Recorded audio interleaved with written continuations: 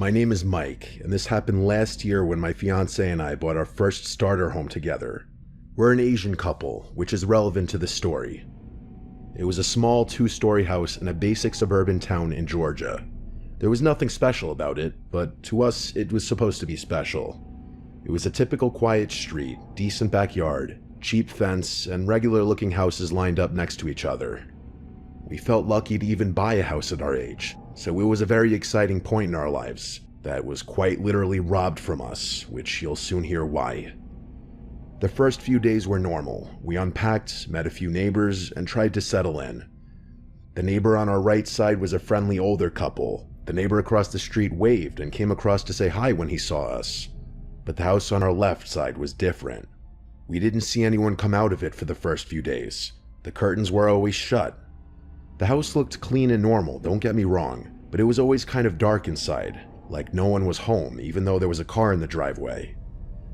The only time we noticed anything was when we saw someone standing inside their front window one afternoon.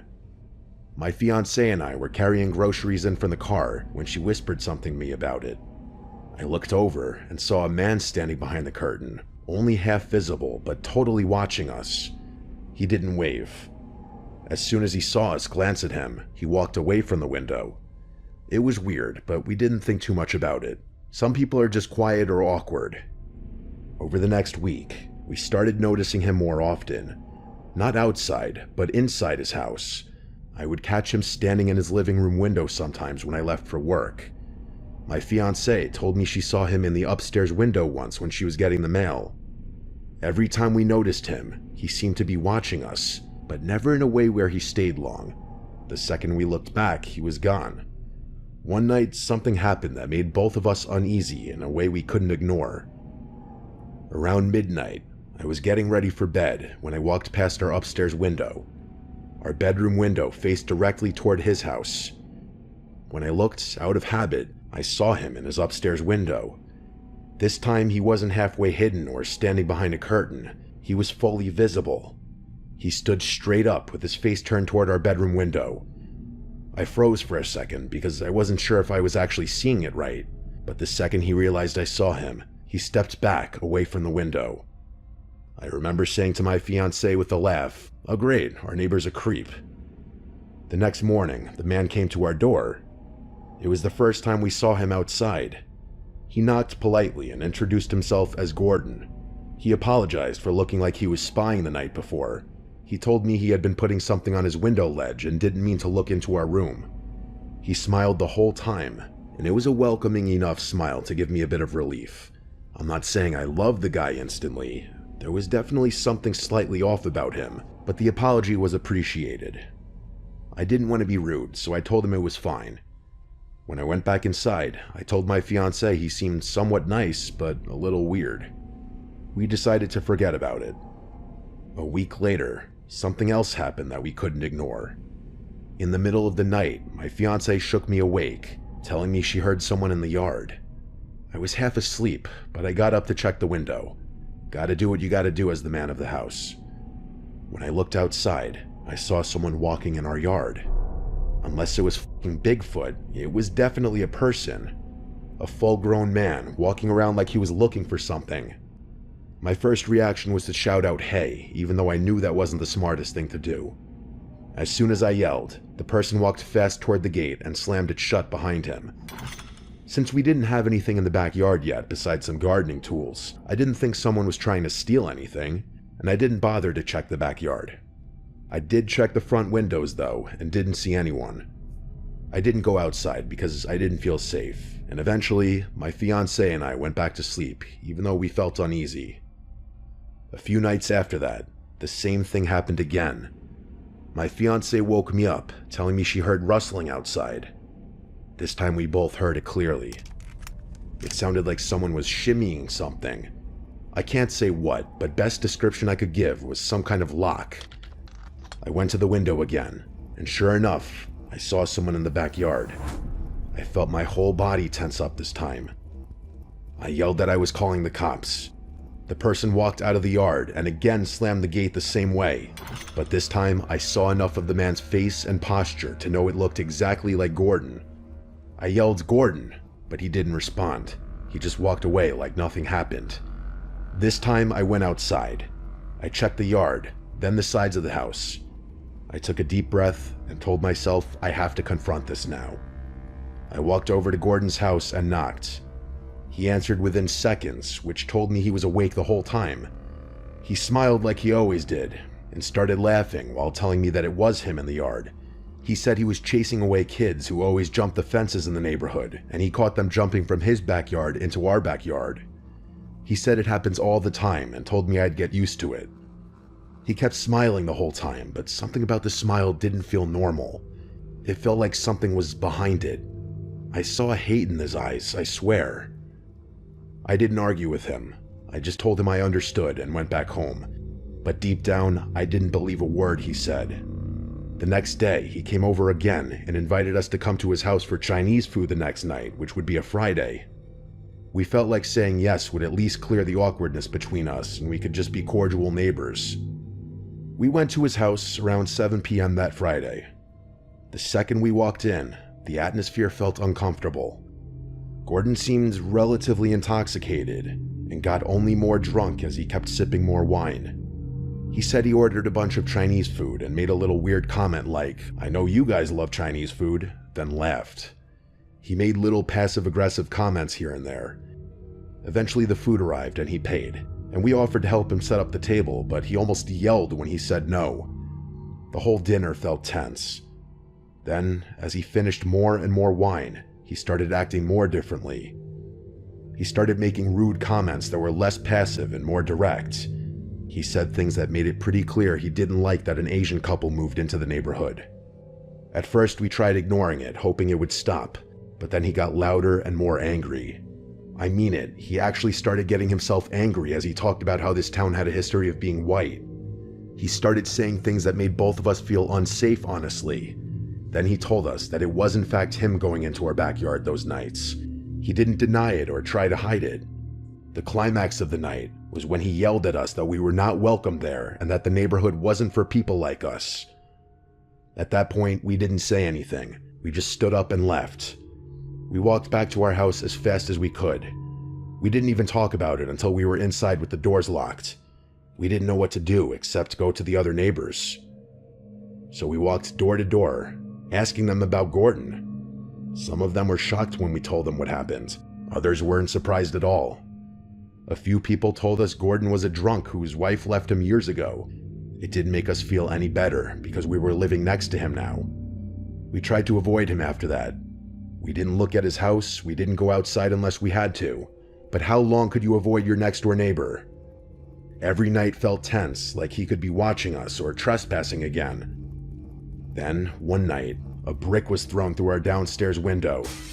It shattered glass all over the living room. We both jumped out of bed when we heard it. When I ran downstairs, the brick was lying on the floor. No note attached or anything, just a brick. We knew it was Gordon. There was no one else it could have been, but we had no proof. We filed a police report. The police came to talk to him, but he denied everything. He acted confused and told them he had nothing to do with it. The police couldn't do anything except document the incident. We talked about putting up cameras and staying to fight it out, but honestly, we were too scared, and this was mentally exhausting already. We both felt like something worse would happen if we stayed. Not even 2 months after moving in, we started packing again. We couldn't live next to someone who hated us and had already gone into our yard at night and then thrown a brick at our house. Before we left, we filed another report explaining everything. The police said they would keep an eye on the situation, but we didn't feel protected. We moved out of that house and out of that neighborhood as fast as we could. We left behind the home we thought would be our first chapter in life together.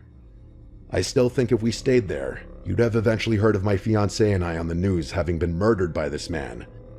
I wish it wasn't illegal to dox people. Boy, would I love to drop his address in this story. All we can do now is move on and upward from here.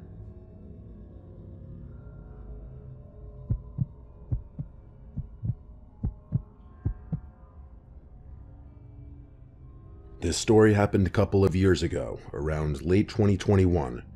My name is Noah, and me and my fiancée Gabby, who is now my wife, had moved into a new house in a quiet suburban neighborhood. It was a nice 2-story house, perfect for our future family. The neighbors seemed friendly and welcoming as well. Most notably, the neighbors that lived to the right of us seemed the friendliest. It was a couple in their late 30s, but I wasn't really sure.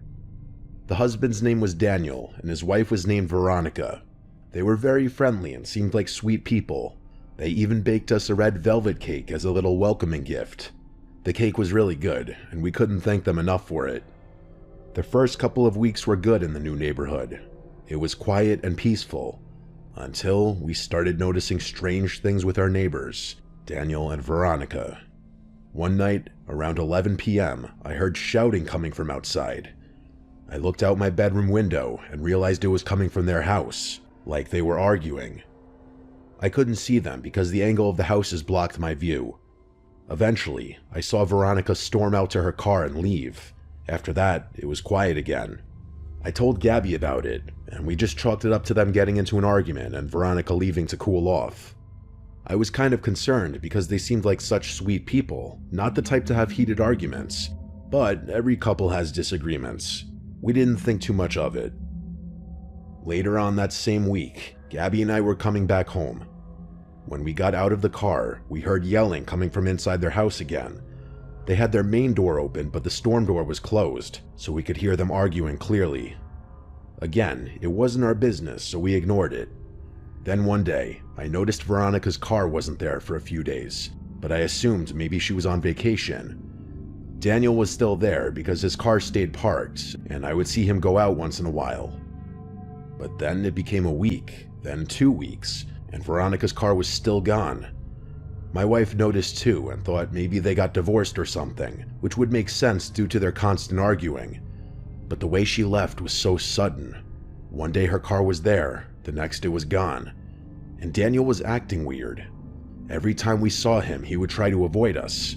He wouldn't wave like neighbors usually do, and the rare times I talked to him, he would talk fast and try to end the conversation as soon as possible, like he was nervous. Something was definitely up with him. After 3 weeks of Veronica being gone, I decided to go over and ask Daniel how things were. My fiancé argued against it, saying it wasn't our business and to leave it alone. But curiosity got the best of me, and I knew she was curious too, so I rang his doorbell. I knew he was home because his car was there. It took him almost 3 minutes to answer, and when he did, he looked off. He was sweating like he just ran a marathon, and he had this weird forced smile like he was hiding something. I asked him about Veronica and why I haven't seen her or her car in a while. He hesitated and said, she just went to go stay with her mom for a while out of state because she's very sick and she's looking after her. I felt like that was a lie, but I didn't question it.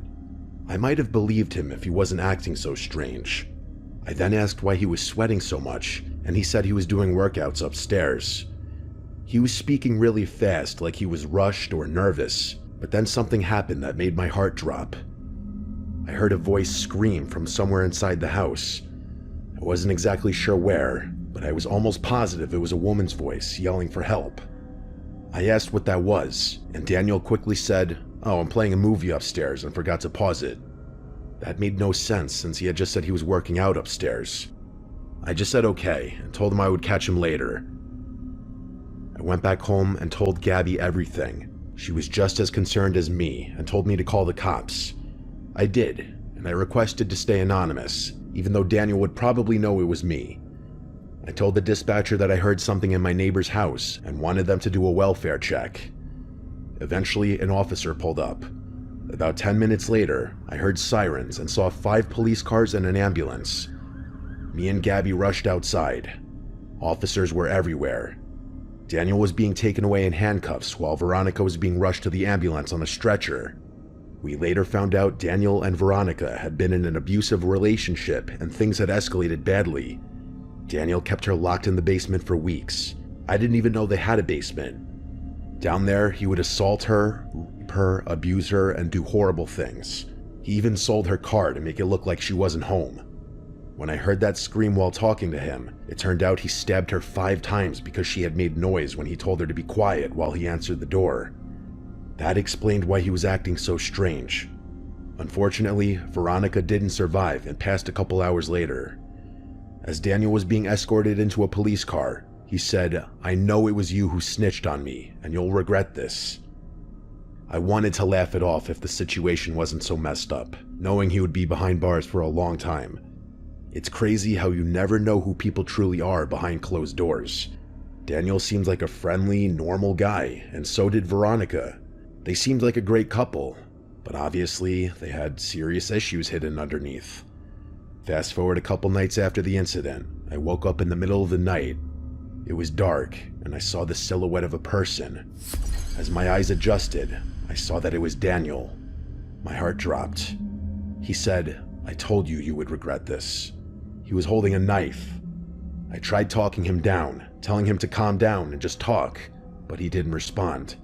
I pressed myself against the headboard. Then, out of nowhere, he lunged at me. I screamed, and then I woke up for real. I was breathing heavily, and Gabby was beside me. She asked what was wrong, and I said it was just a bad dream. She went back to sleep, but I couldn't. The fact that I dreamed about my neighbor who murdered his wife breaking into my house to kill me chills me to this day. Most dreams fade, but this one stayed vivid, and the words he said in the dream were the exact same ones he said while being taken away in cuffs. I never told my wife about this dream. I don't know why. I guess because she might think I'm crazy or it would just stress her out. Eventually, after we got married, we moved to another part of town. It's a nice, quiet neighborhood and a great house, but the whole event traumatized us. Knowing we lived next to a murderer still haunts us.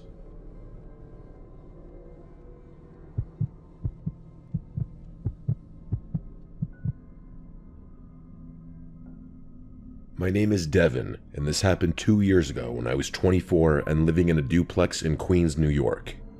It was a small, old house that looked divided right down the middle. I rented the left side, and some man rented the right side. I never met him. I never even saw him. The landlord said he kept to himself and worked nights, so it didn't concern me. My bedroom was on the second floor, and the wall of my bedroom was the same wall as the neighbor's bedroom. If I pressed my ear up to the wall, I could hear faint movements on the other side sometimes, but that's to be expected in New York City. The first week that I lived there, nothing strange happened. I worked long hours, came home tired, ate something simple, and went straight to bed. I was just happy to have my own place.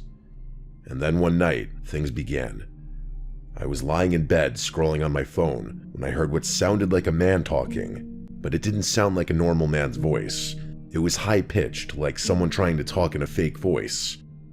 It was faint, and it was being spoken from the other room, but the wall was so thin that it felt like the person was standing right next to me. I couldn't understand what he was saying. It was just this weird, high voice mumbling. I tried to ignore it. Maybe he was on the phone, or maybe he was watching something on TV.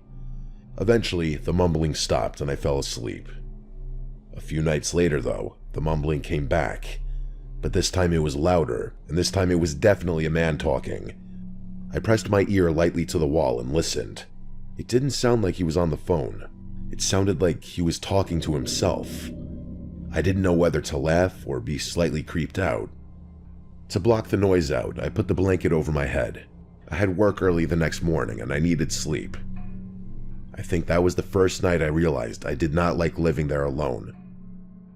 2 weeks after that, the knocks started. I was lying in bed again, half asleep, when I heard 2 taps on the wall right next to my head. It was so close that I flinched like someone was touching me. I sat up and waited a few moments in silence, and then there were 2 more identical taps on the wall from the other side. I knew for sure that it was not a house settling noise that could just easily be explained away. I rolled away from the wall and sat there shaking. I kept waiting to hear something else, but it went quiet. I wanted to knock back, but I realized that acknowledging it would likely make it worse. The next morning, I told myself it was not a big deal and that I was overreacting. Over the next week, the knocks continued. Sometimes soft, sometimes harder, always at night, and always when I was trying to sleep. One night it went on for so long that I put in headphones and turned on a loud fan. I remember lying awake thinking about how thin the wall was, how close his room was, how close he was. He could literally be lying just 2 feet away from me. It scared me more every night. But still, the knocks could have just been him sitting against the wall and accidentally banging or tapping the wall with something. But then came the night that everything changed. I'll never forget it. I was lying in bed on my side, facing the wall. My eyes were closed, but I was not asleep yet. The room was dark, except for my street lamp shining through the blinds. I heard the knocks again. 3 slow ones. I kept my eyes closed and tried not to react. Then I heard that same high-pitched man's voice come through the wall. It was muffled, but not that muffled. I could hear each word clear enough. He said, "What are you doing in there?" My lungs locked up. I sat straight up in bed, shaking so hard I felt my teeth chattering. This was no longer just potential accidental taps on the wall. He was now acknowledging me directly. He said it straight through the wall. I could just tell he said it like he knew I was right next to him. I grabbed my phone and called my boyfriend. I whispered to him that I was scared out of my mind and told him exactly what happened. He told me he was coming over right away and he would stay the night with me. I stayed sitting up with the lights on until he arrived. The rest of the night, nothing happened. It was almost worse that way. It made me feel crazy, like the neighbor knew my boyfriend was there. For a few days, things were quiet. I started thinking maybe it was just some weird coincidence that the neighbor was doing something and I misheard. But then a few nights later, something happened that made me leave the house running. I still have bad dreams about it. I was asleep this time, fully asleep. I don't know what time it was when I woke up, but I woke up fast. Something snapped me awake. I sat up slightly, and then it started. The knocks on the wall, like someone drumming their fingers right beside my head. I screamed back without thinking. I shouted for whoever it was to leave me alone. I was shaking and breathing hard. I think mustering up the courage to finally yell back spiked my adrenaline. I don't know exactly what I expected next, but I will tell you, what did happen next I never expected in a million years. There was a voice. It came from inside my room. A voice in the dark said, "Go to sleep." It was not the voice from the wall. It was deeper and closer, right there in my room. I launched off my bed screaming. For some reason, the brief moments of my running through the hallway and down the stairs was a blur, because I really just remember getting outside and running into the street screaming for help over and over. I must have looked insane. I ran barefoot onto the sidewalk. I kept looking behind me, expecting someone to be chasing me. I didn't stop screaming until a man 2 houses down came outside and stared at me like he didn't know what to do. I begged him to let me use his phone to call my boyfriend, but he said by the sound of it I needed to call the police. So I called the police instead.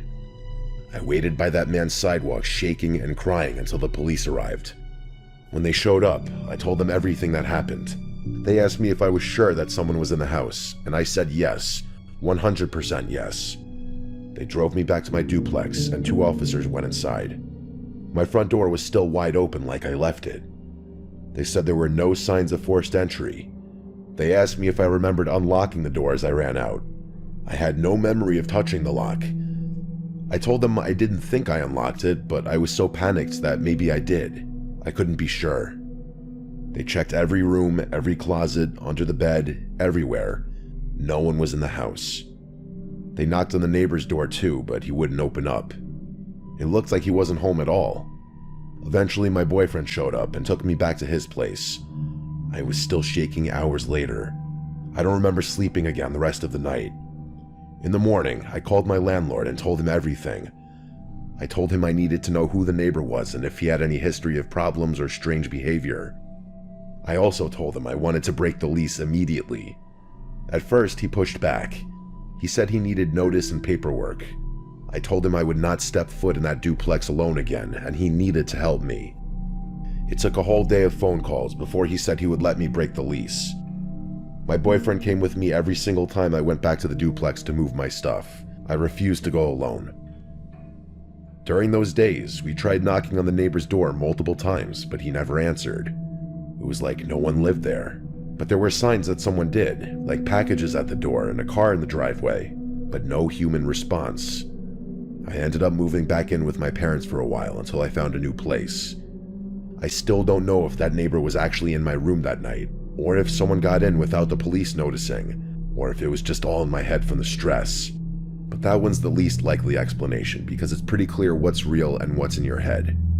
My landlord told me later that the neighboring tenant eventually moved out too without saying a word. I don't know what really happened in that duplex.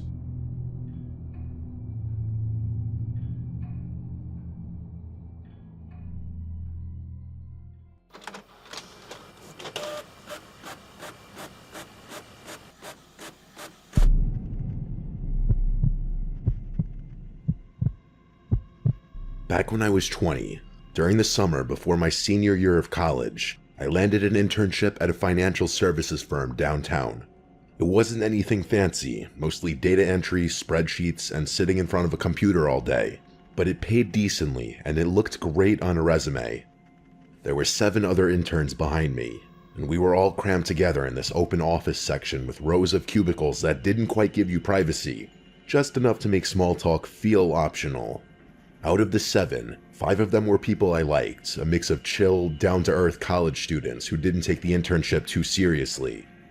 Another guy, Eric, was the type who treated the whole thing like it was life or death, barely spoke, and was always typing like his keyboard owed him money. But the 7th intern, Alex, was something else entirely. When I first met Alex, he seemed normal enough, maybe a little awkward, but we all were at the beginning. He was tall, thin, kind of pale, and had this mop of dark hair that always looked a little unwashed. He didn't really fit the finance intern stereotype, but that's not what threw me off. It was the way he acted around me. At first, it was subtle. He'd pop up at my cubicle during the day, lean over the divider in a way that made him look freakishly tall, like 7 feet tall because the cubicle walls were low, and only his head would be visible above it. He'd tilt his head slightly, grin with a strange frozen smile, and start talking in this deliberately weird voice, like he was trying to sound creepy on purpose. I'd laugh it off awkwardly, pretending I thought it was funny, but I remember thinking it was an odd thing to do in a professional setting.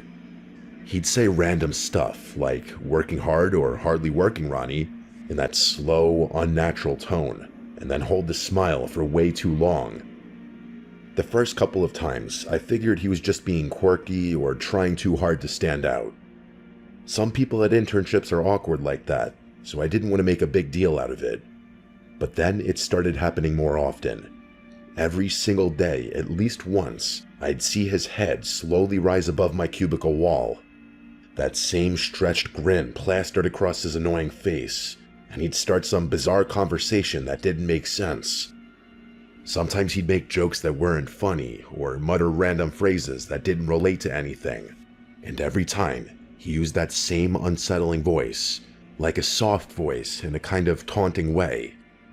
Honestly, a very good recent comparison of the voice he was doing was the voice Charlie Hunnam did for his role as Ed Gein. The other interns noticed it too, but they mostly laughed it off, thinking Alex was being weird on purpose to lighten the mood. I also think they thought Alex and I had built some kind of rapport that the rest of them didn't build with him. There was something about the way he directed it only at me that made me feel uncomfortable. It's not like I treated him any differently. It was like I was his personal audience for whatever creepy act he was trying to pull. As the weeks went on, his visits got longer. He'd lean over and stay there for minutes at a time, staring at me while talking. Sometimes not even saying much, just looking. I'd fake a laugh, say I had to finish a report, and hope he'd get the hint. He rarely did. Then one night, about 6 weeks into the internship, I was home eating dinner when my phone rang. It was a number I didn't recognize. I normally don't answer unknown calls, but since I was expecting a delivery confirmation, I picked it up. When I said hello, all I heard for a few seconds was silence. Then, suddenly, I heard a voice I recognized immediately. It was Alex's voice. The same forced, creepy tone he always used in the office. He said, "The tide's coming in. Pull your boat out of the water." But this time, his voice was a little louder, almost a yell. He dragged the words out like he was reciting a riddle, and then he burst out laughing this insanely unhinged laugh before hanging up. The thing that made my skin crawl wasn't just the call. It was the fact that I never gave Alex my number, not once. The next thing I did was text the number back, asking if this was Alex. but the text said not delivered, and when I looked it up, it was a landline number. That's when I really started to get freaked out. How did he get my number? Why was he calling me like that? I tried to rationalize it. Maybe he found it through a company contact sheet or something.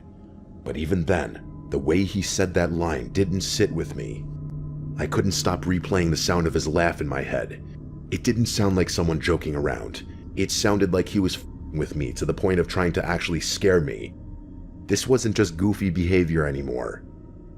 That Monday, when I got to the office, Alex wasn't there. His desk was empty, and I didn't see him all morning. I went to our supervisor, a guy named Martin, and I asked him if Alex might have gotten my number through the company. And Martin was very confused, saying interns didn't have access to employee info like that. On top of that, they'd let Alex go at the end of the previous week because he wasn't doing any work and had ignored multiple warnings. That's when I told him about the call. He seemed surprised, and some of the other interns overheard. A couple of them started nodding and saying they always thought Alex was creepy, that he'd made them uncomfortable too. I told them about the weird cubicle visits, the voice, everything. Martin said not to worry, that Alex was gone for good and had no reason to come back. So that was a little comforting. For the next week or so, I kept expecting something else to happen. A message, a random encounter, something, but nothing came. Life at the office went back to normal. I figured maybe that was really the end of it. Until one early morning. It was a Friday, around 5 a.m. Still dark outside, except for a thin gray light creeping in through the blinds. I woke up because I thought I'd heard something, maybe a noise from outside. It made me get up and look out my window. I wish I hadn't. Standing in my backyard, halfway between the trees and the porch light, was a figure looking up at my window. Even though it was barely light out, I could tell who it was immediately. The thin frame and the messy hair, the way he stood perfectly straight. It was Alex. For a few seconds, I could not move. I just stared at him, trying to make sense of what I was seeing. And then, clear as day, I heard him call out my name in that same creepy, performative voice he'd always used at work. He dragged it out, long and sing-songy. I grabbed my phone, about to call 911, when I saw him tilt his head back and start laughing. That same loud, hysterical laughter like he did on the phone before hanging up. It didn't sound right. It sounded like someone completely detached from reality. I shouted through the window, yelling at him that I was calling the police and to get the hell off my property. I also waved my phone out the window. He just stood there for a second longer, then turned and started walking away, still laughing as he disappeared into the trees behind my house. I called the police, and in short, the dispatcher asked me if he was still there. When I said no, she told me to call back if he came back or threatened to break in. I never saw him again after that. Not at work, not around town, nowhere. The police couldn't do much since he hadn't technically broken in or made a direct threat. It was one of those situations where you just have to live with the unease, hoping it's over. The rest of the summer passed without incident. I finished the internship, and on the last day, my boss pulled me aside to offer me a permanent position for after graduation. At the time, I accepted, though a small part of me felt unsettled about ever going back to that office again. I never told them about what had happened that morning. I didn't see the point. Alex was gone, and no one even knew where he'd ended up. Over time, I convinced myself that he must have been dealing with some kind of mental illness or social disorder, something that made him act that way.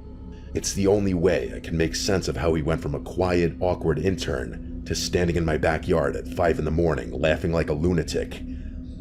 It's been a few years now, and I've moved on from it. I didn't end up with that company. I got a different job after graduation. I don't think about this too often anymore, but sometimes the thought of that image of him in my backyard still skeeves me out. I still wonder how he got my number, how he found my address, and what he wanted that morning. I guess it's not that hard to get people's info online these days. All I know is that for a few months in my life, I worked alongside someone who wasn't just strange, he had something way deeper going on, and no matter how many years pass, I'll never forget the sound of him laughing in the dark, as if it was all one big joke that only he understood.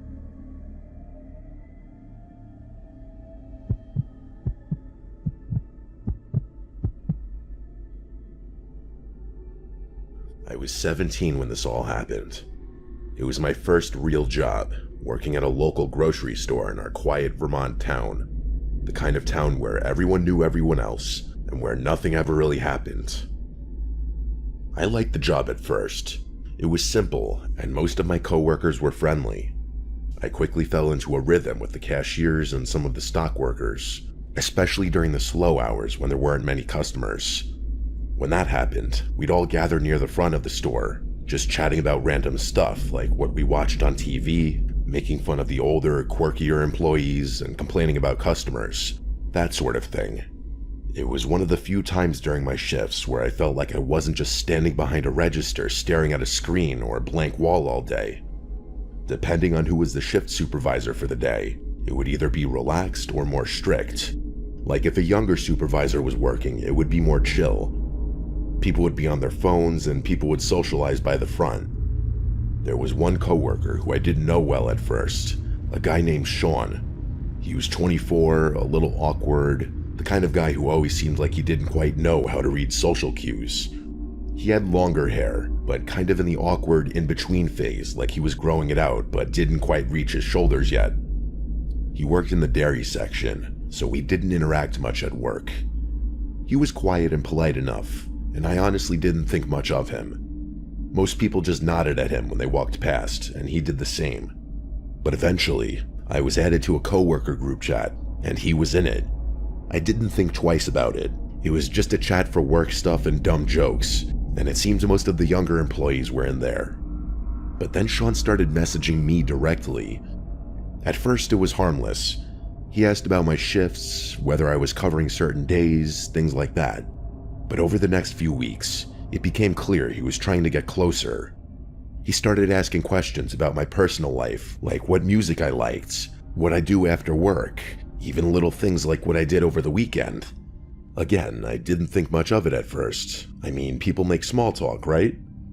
But the tone was off. Sometimes he'd call me cute in ways that made me uncomfortable. Sometimes he'd make jokes that were slightly flirty. I tried to ignore it, thinking maybe he just didn't know how to behave with girls my age. That's another thing. I was only 17, he was decently older than me, and I don't think anyone else knew he was flirting with me like that. It didn't take long before the behavior became slightly annoying. He'd comment on things I posted online, and sometimes the messages were late at night. Not threatening, not really, but there was this persistence in him that made me uneasy. I didn't know how to tell him to back off without making it awkward at work, so I mostly ignored him. Don't shit where you eat, I always hear people say. One day, I was at home watching Stranger Things, my favorite show still to this day. I'd been catching up on the latest season, binge watching episodes in my bedroom, just completely lost in the show.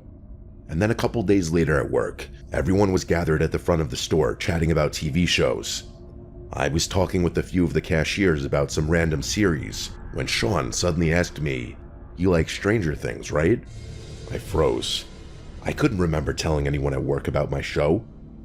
I just nodded, trying to brush it off, but it left this cold feeling in my stomach. How did he know? I didn't say anything. I did make eye contact for a moment.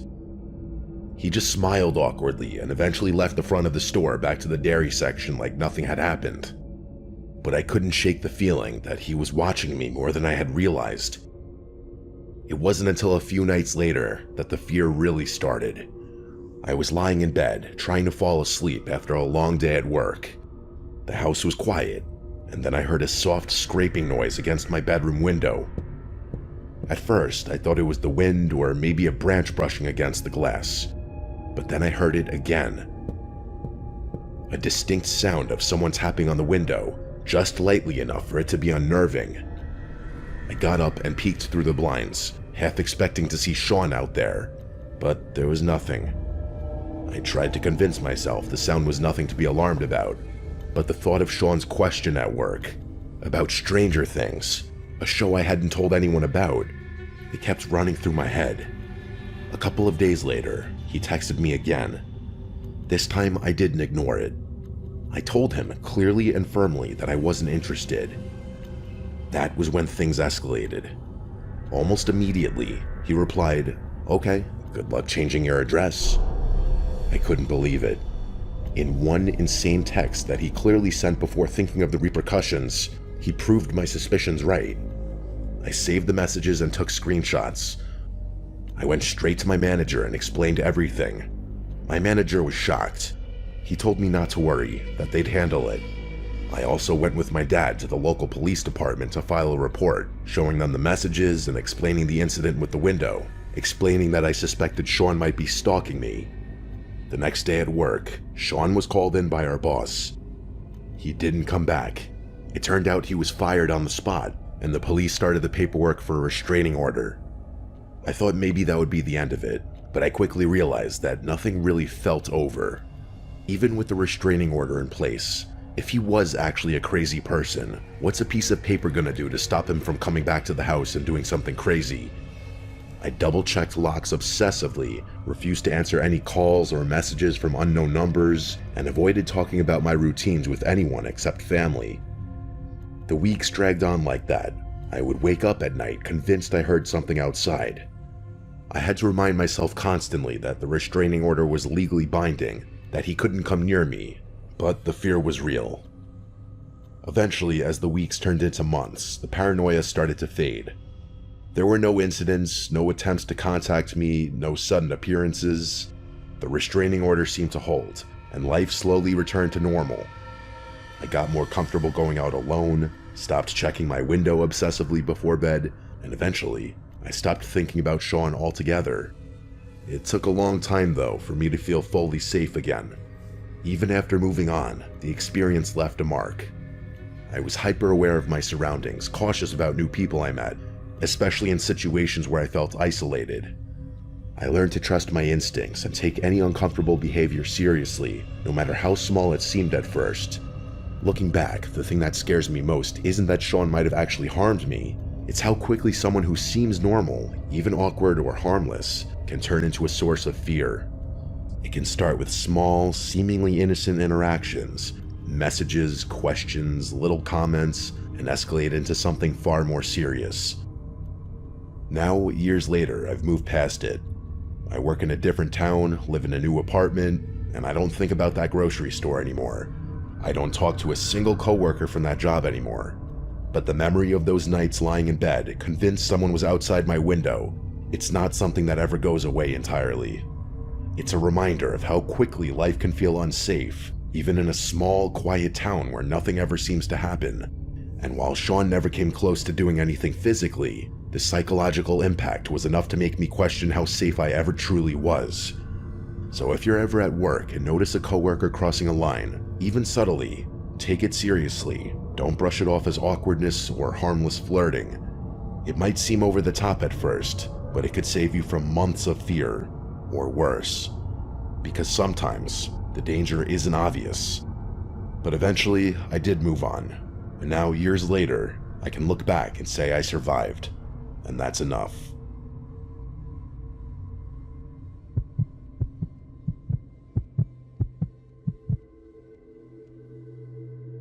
When I was 26, I started working at a small insurance office in a quiet part of Pennsylvania. The kind of office that's tucked behind a strip mall with one long row of desks, flickering fluorescent lights, and the smell of coffee at all hours of the day. It wasn't glamorous, but it paid the bills, and I liked most of the people there. The job could get boring, especially on slow days when the phones barely rang, but it was easy money. I usually worked the day shift, but on this particular Friday, I was scheduled to help close up the office because we were behind on filing a batch of client records. There was a big storm warning that afternoon, the kind that takes over the entire local news broadcast. The moment I woke up and looked out the window that morning, I knew it was going to be a dark, stormy day, and around 3 o'clock, the rain started to pour so heavily you couldn't see the end of the street. The thunder came soon after, shaking the windows every few minutes. Honestly, I was personally enjoying the ambiance of the storm. Then the manager decided to let most of the employees leave early before it got worse, but a couple of us volunteered to stay to finish some paperwork. The only other person who stayed was a guy named Tom, who had just started working there about 2 weeks prior. He was in his early 30s, tall, quiet, and sort of off-putting in a way I couldn't describe. I wouldn't say creepy, just strange. He never said much to anyone, but he was always nearby. If I went to make coffee, he'd be there 2 minutes later. If I was restocking paper, he'd show up pretending to do the same thing. I figured he was just socially awkward. When 5 o'clock hit, the storm was in full force. I swear, every few seconds lightning flashed, followed by thunder that made the floor vibrate. The office felt emptier than usual, and the usual hum of lights was replaced by the sound of the storm. Tom was sitting at his desk a few rows down, typing something on his computer that looked like nonsense from where I sat. Every time I looked up, I could see him glancing over in my direction. At first, I tried to focus on my work, but after an hour or so, I realized I hadn't seen him get up once. Around 6:30, the power started flickering. Both of us made the same nervous laugh when the lights dimmed, but he didn't say anything. The next flicker lasted longer, and when the power finally went out completely, the office went silent except for the rain. The emergency lights kicked in, leaving everything bathed in a faint orange glow. I said something about maybe it being a good time to head out, but Tom didn't respond. I heard the sound of keys jingling, and then the front door locking. He muttered something about how it wasn't safe to go outside right now. I thought maybe he was just trying to be helpful, but something about the way he said it gave me chills. I went to grab my bag and jacket, figuring I'd wait it out for a few minutes before heading home. The power outage made the whole building feel smaller. The emergency lights barely lit the hallways, and the storm outside was deafening. When I came back toward the front, Tom was standing near the door, just staring out into the dark parking lot. The rain was falling so heavily you couldn't see anything past the glass. I told him I was going to make a quick call to my boyfriend to let him know I'd be home soon. He didn't say anything again. He stood there staring out the window. I walked toward the break room, but when I tried using my phone, there was no signal. I figured the storm must have knocked out the tower. I tried the landline, but the line was dead too. I turned around to go back to the main office, and nearly jumped when I saw Tom standing in the doorway. I hadn't even heard him walk up. He was holding a small flashlight under his chin, casting shadows up his face. He had this half smile like he thought it was funny. I forced a nervous laugh and told him he scared me. I then asked him again about unlocking the door so I could leave, but he said something about it not being safe yet, and how it was better to wait until the worst of the storm passed. I said fine, but inside I was starting to feel nervous. He kept watching me. I decided to move to my cubicle to pack up my stuff, pretending to be calm. I wanted to wait for a lull in the storm and then get out. When I looked up again a few minutes later, Tom was gone. I figured maybe he went to the restroom. I took the chance to head to the back door instead of the front one. I knew that one led to a small parking lot behind the building where my car was. When I reached it, I realized the handle wouldn't move. The door was chained shut from the inside, like someone had looped a chain and padlock around it. We had never done that before. I turned around and saw the faint glow of the flashlight coming from down the hallway. I ducked into the supply closet next to the break room and closed the door quietly, trying to keep my breathing under control. I could hear Tom walking slowly through the hall, and then I heard him call my name. He sounded like he was trying to sound comforting. He said he just wanted to make sure I was safe. I didn't move or say a word. My heart was pounding so hard I thought he could probably hear it. He walked past the closet, and for a few seconds, I could see the thin strip of light from the flashlight shining under the door. Then it disappeared. A loud crack of thunder made the building shake.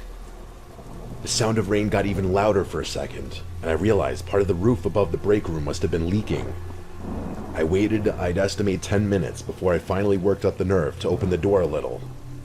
The hall was empty. The flashlight beam was gone. I stepped out carefully and made my way toward the front again.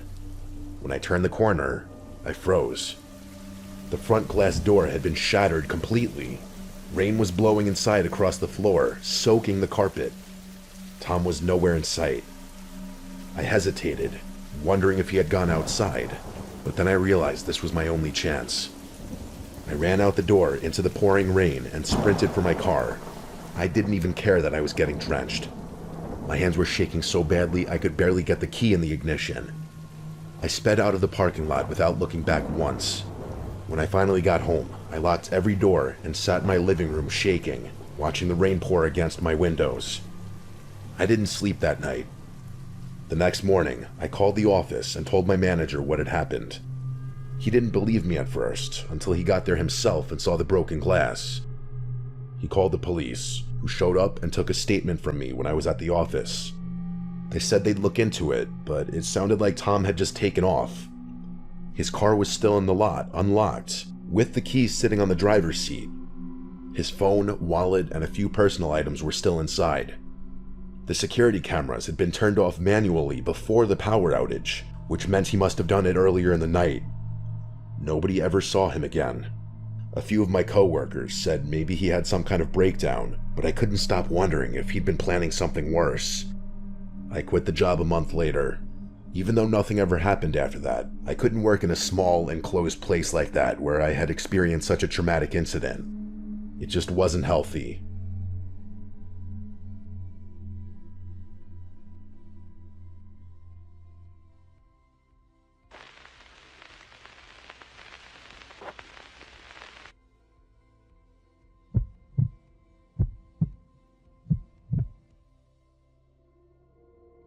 Back in 2017, I had moved to a smaller town in rural Illinois, and I only knew one person in town.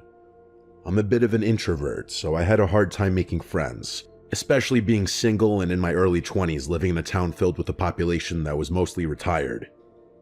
My friend, who I'll call Clara, introduced me to an older couple that were maybe in their early 50s and were looking for a dog sitter. She thought it would be a good way for me to make some connections while living there. We had made time to meet at their house so I could see the lay of the land and meet the dogs. The home was a 70s brick ranch style, severely outdated and slightly falling apart in some places. I explored abandoned houses for fun, so I didn't mind. The dogs were sweet, but as for the couple, they were odd. They were friendly enough, but while I'd be speaking to them, instead of making eye contact, they'd be doing more of a full body scan as if sizing me up. They would also guide me to rooms and not really say anything on the tour, just open the doors and let me look and then close them. I should also mention they sell firearms out of their home as a side business, which I didn't really mind, but they had cameras everywhere. Outside and in, hallways, living room, kitchen, office, garage, backyard, driveway, kitchen table, etc. They told me it was just for insurance purposes due to their business. It made me a little uncomfortable, but I was just really hoping to make some sort of connection in this town and some money. Then the time came for me to come and watch the dogs. They'd been gone for a week and I'd been working from home, so I made myself comfortable. I set up my workspace in their office, which had a monitor that had cameras outside displayed so I could see all around the house, which was kind of nice because I felt a little at ease being alone on a decent-sized property in the middle of nowhere. I should also note, the dogs had a doggy door so they could go outside 24/7, and the house backed up to the woods. First night was fine. Second night, I noticed one of the cameras went offline that watched the driveway. I didn't think much of it, as Wi-Fi out in rural areas is finicky, but I still went and checked just in case maybe the camera fell or something. As I walked to the door, I heard the dogs get off the ground and scramble frantically to run out the doggy door and start barking like crazy. Mind you, it's about 10 at night, so I got freaked out and wanted to get the dogs to come back inside. So I made my way to the back door and noticed the dogs were both barking like crazy at the same spot at the part of the fence that backs up to the woods. I didn't see anything, but I'd seen enough horror movies to where I was starting to psych myself out and I had to find a way to calm down and get the dogs in. So treats it was. I got them back in and blocked off the doggy door with a chair that weighed a decent amount and called it a night. Next morning, I woke up late and threw myself off and had to start working before I could feed the dogs. But then I noticed they weren't at the front of the bed anymore. The house was quiet. I got up and called their names and they didn't respond. So I walked to the back door and they were in the yard just doing their thing. Then it hit me. How did they get outside when I blocked the door? My heart sank and I felt all the blood rush from my head as I turned to my right to see the chair that I had pushed in front of the doggy door now was sitting in the corner of the room. Panic set in immediately, and I called my friend Clara to explain the situation and that I needed her to come here ASAP to do a walkthrough of the house with me because I just knew there was no way the dogs could move that chair 5+ feet. She came over about 20 minutes later, and I made a beeline for the front door and let her in. We both went room by room and couldn't find anything or anyone. It just didn't make any sense. She tried to reassure me that maybe I didn't have it pushed over as much as I thought I did. I figured I'd just accept it for what it was and just push through on overly high alert for the next 4 days. Clara left and I went back to work. The day was fine and quiet, and I began to relax again. I finished making dinner and decided to get some work done. I sat down in the office and just happened to turn to look at the monitor with the camera views on it and noticed all of them were offline. My stomach dropped. I knew one going out was possible, but all 4? That was just too coincidental. Due to the nature of the business the couple ran, I texted them to let them know their cameras were down, and if they wanted me to try and troubleshoot it for them, I'd be happy to. Also because I didn't like not having eyes on the outside of this place. A couple hours went by and no response. They're on vacation after all, so I just figured I'd have to let it go and suck it up until they get back to me. It was late, close to midnight, when I finally settled in and was watching TV to fill the void of silence that surrounded me when I heard the dogs get up and scramble to the doggy door again. I shot up and out of bed, my heart pounding out of my chest because I knew something was wrong. I grabbed the knife I had sitting next to the bed and walked to the back door looking out into the yard and couldn't see anything. The dogs had already stopped barking and were now just sniffing along the fence. I did that whisper yell to get them to come back in when I heard a thump come from the other side of the house. Frozen, I had to make a decision fast. Try to get the dogs in, or investigate whatever the hell just fell. I got the dogs in just in case it was some animal they were after. I didn't want them to get skunk sprayed or something. They wandered into the living room and hopped on the couches, and I slid the chair back in front of the door. I took a picture with my phone this time just so I could reassure myself I did it. I made my way to the back room where I heard the thump noise, and I immediately froze. I'm not sure if anyone else can understand, but when there's a presence in the room, there's almost this small difference in the atmosphere.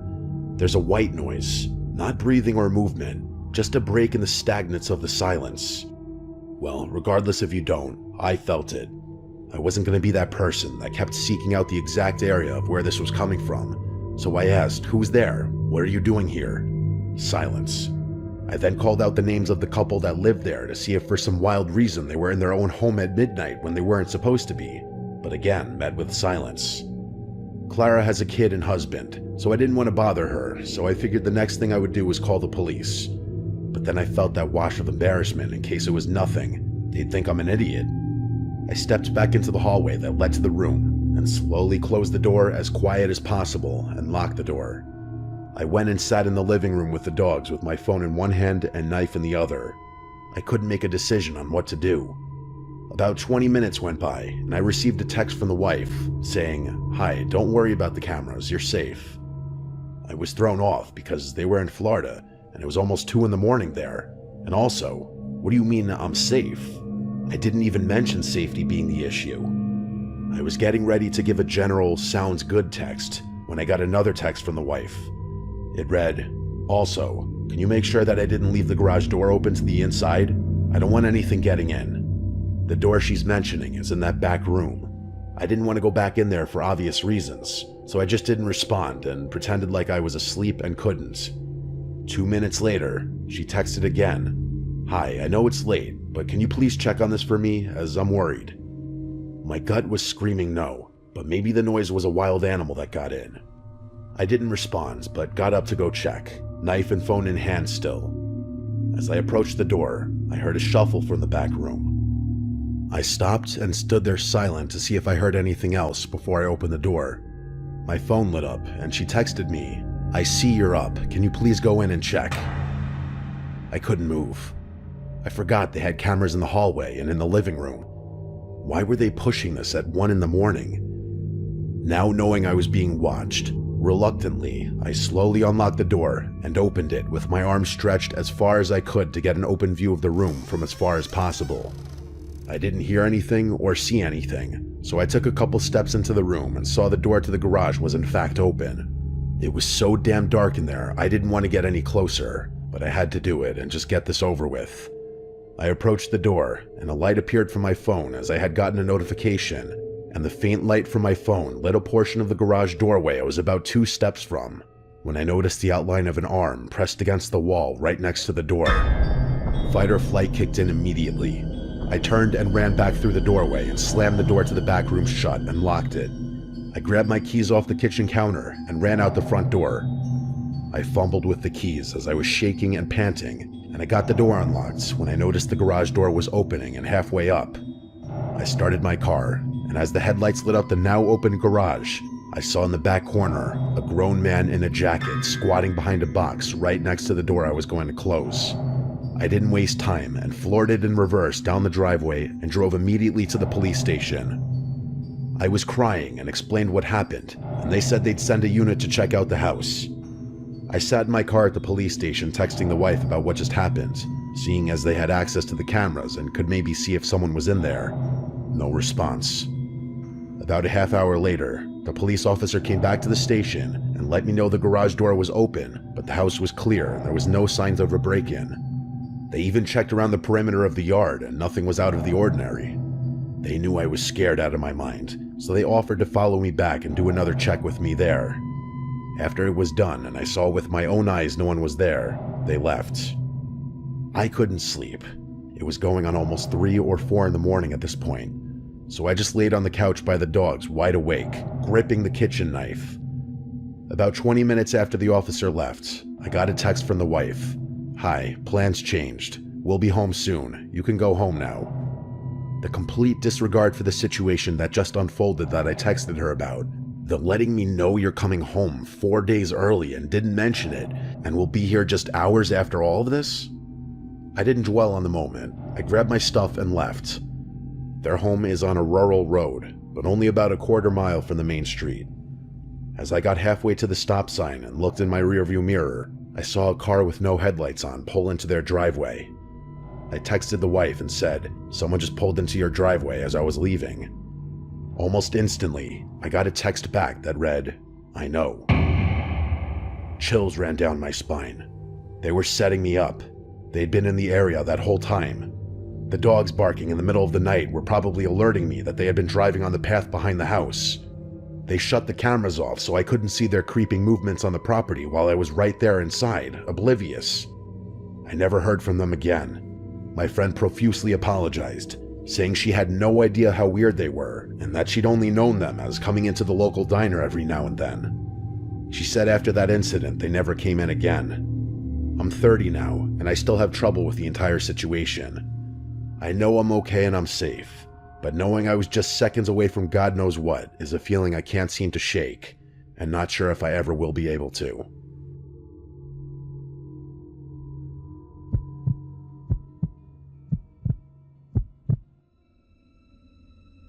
I work as a bartender at a bar and restaurant in a suburb just outside Baltimore. I'll do my best to explain the layout so the story makes sense.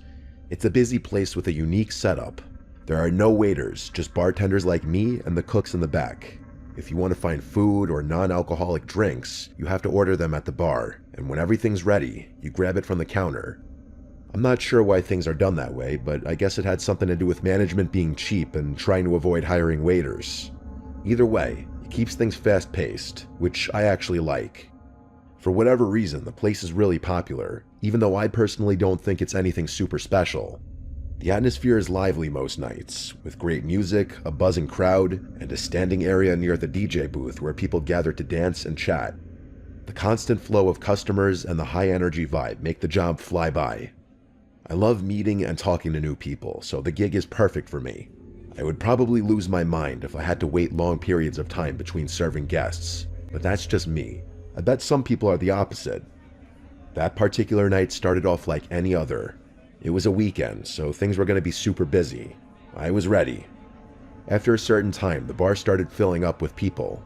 It looked like more of a younger college crowd that night, which meant more dancing, more spilling, and a rowdier environment in general. Oh yeah, and worse tips, which kind of sucked for me. This one group of kids just kept on ordering round after round of tequila shots faster than I could line up the salt and limes. It's always chaos when they take over the bar. One of them was so plastered he used the same pickup line on me like 3 times. I was running around doing my thing when I noticed an elderly couple walk in and sit down at the booth in the corner of the restaurant. At first glance, there was nothing strange about them. I just thought it was interesting that 2 people that age would want to come into a rowdy place like this. I didn't have too much time to think about it though, so I went back to work. Fast forward maybe 30 minutes to an hour. I was halfway through pouring a line of gin and tonics when I noticed the couple again. My hands kept working, muscle memory taking over, but my brain was stuck on them for some reason. That's when it hit me. They were just sitting there motionlessly. They hadn't ordered anything either. No food and definitely not any drinks I would have remembered. I looked a little closer and realized that they weren't even looking at each other. They were both fixated at the wall next to them. From what I could tell, it didn't look like they were talking either.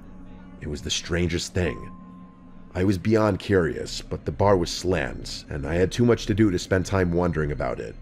I figured they might be waiting for someone, or didn't realize how the place worked. Maybe they were waiting for a waiter to take their order. When I finally had a break, I decided to check on them myself. I walked over to the table and put on my most polite smile. As I approached, neither of them turned to face me. They were both still staring at the wall like statues. I cleared my throat and asked them if they wanted anything to eat or drink. The woman didn't even flinch. She kept staring at the wall like I hadn't spoken at all. The man turned his head slowly, like he was moving in slow motion. When his face came into view, I felt a chill run through me. His skin was pale and wrinkled, and his eyes were almost sunken into his face completely. He didn't speak, just stared at me and shook his head once, firmly but silently. Something about the way he looked at me made my stomach twist. I muttered something in response and quickly returned to the bar. I had the weirdest feeling in my gut after that. Those people looked like they didn't even belong in this century, let alone this bar. I didn't look over at that booth for a long time. Eventually, things started to die down a little, and I remembered the couple. I glanced over impulsively, and I nearly dropped the glass I was holding. Both of them were staring directly at me now. I made direct eye contact with the woman, but she never averted her gaze. I don't think I'd ever been more uncomfortable at my job than I was in that moment. I looked away and pretended to be busy, trying not to freak out completely. By the time I glanced back again, the booth was empty. I was relieved. I was just glad that they were gone, as mean as that sounds. By the end of the night, I was still thinking about the whole thing. As I wiped down the bar and closed up with my coworker Karen, I decided to ask her if she saw anything strange. She's, I guess, what you would call a vet. She's been working there for years and prides herself on noticing everything and everyone that comes through the doors. When I asked her about the couple, she gave me a confused look and said she didn't know what I was talking about. I looked at her blankly and told her I was talking about the elderly couple that was sitting in the corner booth. She shook her head and told me she didn't remember seeing anyone like that. She then jokingly asked me if I was hallucinating, which got a playful laugh out of me, but on the inside though, I was losing it. I knew what I had seen. I asked her if she was sure, and she crossed her arms before listing at least 10 random people who had ordered food that night and what they were wearing. I laughed again and complimented her memory, but like I said before, I was dying on the inside. By the time we locked up, I started doubting myself. As I walked to my car, I noticed something that made me nearly drop my keys in fear. Across the street, there were 2 dark figures standing under a lone streetlight. I knew it was them. I wanted to scream, but the sound wouldn't come. I didn't wait another second. I jumped into my car, locked the doors, and sped out of the lot without another look. The drive home was awful. I was trying not to break down the whole time.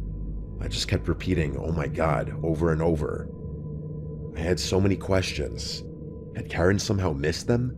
Were those people even real? Was I going insane? I couldn't explain it. I thought I was going crazy. I wish this story had a resolved ending, but it doesn't. I never saw those people again. I never got any kind of explanation. I don't think I ever will.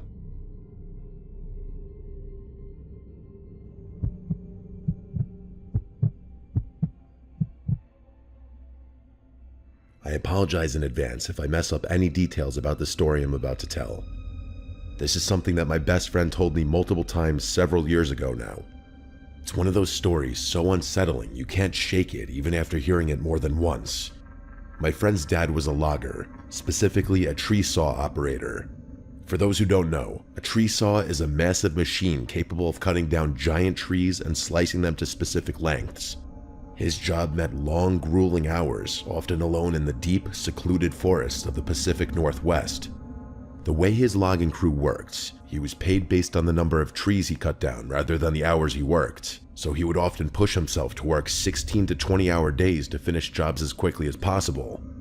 After he and his coworker finished their part, the rest of the crew would come in to clear the felled trees and transport them to the mill. While he spent about half of his time working alone, the other half was spent with his friend Griffin, another tree saw operator. They used radios to communicate, especially when they worked on opposite ends of the same job site. A number of years ago, my friend's dad and Griffin were assigned to a remote job site high up on a mountain. It took the company over 3 weeks just to clear a road wide enough for their trucks and equipment to make it to the site. By the time they began work, they were positioned in an extremely desolate part of the mountain. They were already 10 days in, making good progress, when they started hearing strange chatter over their radios. At first, the voices were muffled, just faint, static-laden murmurs that didn't make sense. They tried switching channels, but no matter what they did, the chatter followed them. Anyone who's used a standard radio knows how strange that is. It should be impossible for anyone to follow you when you're switching channels. As they progressed farther up the mountain, the voices became more distinct. They couldn't hear full conversations, but based on what they could hear, they both agreed that the tone of the conversation fragments felt off. My friend's dad said it sounded almost casual at times, but the content was unintelligible. They also started finding strange signs that people had been there before them: random containers, footprints in the dirt, and small makeshift campsites. Like I said before, they were in a place so remote it was practically inaccessible, so these discoveries were deeply unsettling. No one should have been up there. One day, Griffin came across a tent hidden just off a trail and called my friend's dad over. They decided to investigate. Inside, they found a single sleeping bag and a duffel bag filled with the most disturbing things imaginable. Multiple pairs of children's underwear, duct tape, rope, and crude sketches of children being molested. There were even photos of a fresh apple indicating whoever owned it had been there recently. Griffin wanted to pack up and leave immediately. My friend's dad, ever the workaholic, insisted they finish the job. They agreed to limit radio communication to emergencies only and decided to keep working. That night, they sat in the camper, unable to shake the dread that hung over them. The radio crackled to life again, and this time they could make out snippets of a conversation between two men. They were talking about mundane things, collecting water and firewood, but the realization that these men were likely connected to the tent freaked my friend's dad out. Griffin wasn't as fazed, but my friend's dad was losing it. The next night, my friend's dad decided to confront them. When he heard the men talking about gathering bush for a fire, he grabbed the radio and demanded to know who they were and what they were doing there. The radio went silent immediately, and the men didn't respond. That silence was almost more unnerving than the chatter. Griffin was upset that my friend's dad had announced their presence, and the two of them got into a brief argument before deciding they'd escalate the situation the next day. Around midnight, Griffin shook my friend's dad awake, whispering that someone was outside the camper. The first thing he noticed was the soft sound of footsteps crunching on the gravel outside. Heart pounding, he fumbled for his gun, only to realize it wasn't loaded. He had no idea where his ammunition was. Griffin was unarmed, and the idea of calling the police was laughable given their location. They both sat frozen as they heard the camper door handle jiggle. The door creaked open, but didn't fully swing inward. Their camper was high off the ground, and there was no ladder or stool to climb up. Then came the scratching. Long, deliberate scratches along the outside of the door. 4 agonizing minutes passed. Finally, my friend's dad nodded at Griffin, signaling he was going to check it out. He moved quietly toward the door, gripping a flashlight in his shaking hand. Just as he reached the door, it burst open, and he was struck across the face with a knife. His pain was blinding. He fell out of the camper, hitting the ground hard. Before he could recover, a man was on top of him, pressing the knife against his neck. Another man appeared, kicking him repeatedly in the head. Griffin, without hesitation, leapt out of the camper and tackled the man with a knife. The second man bolted into the darkness, and the one Griffin had tackled scrambled to his feet and followed. They disappeared into the forest. Griffin helped my dad's friend back into the truck, and they drove 2 hours to the nearest hospital. It was bad. His face was a bloody mess, and there was a cut across his eye so severe it permanently damaged his vision. They reported the attack to the police, but nothing came of it. 2 weeks later, as the rest of the logging crew finished the job, one of their coworkers was found bound, gagged, raped, and murdered in a ditch. No arrests were ever made. To this day, my friend's dad struggles with PTSD. His right eye, with its disfigured pupil, constantly reminds him of that night. I'm sure he hasn't had a full night of restful sleep since. I've been terrified of deep woods for a long time now, mostly because of my friend's dad's experience. I haven't heard from my friend or his dad in years now, so I can only hope he's doing all right.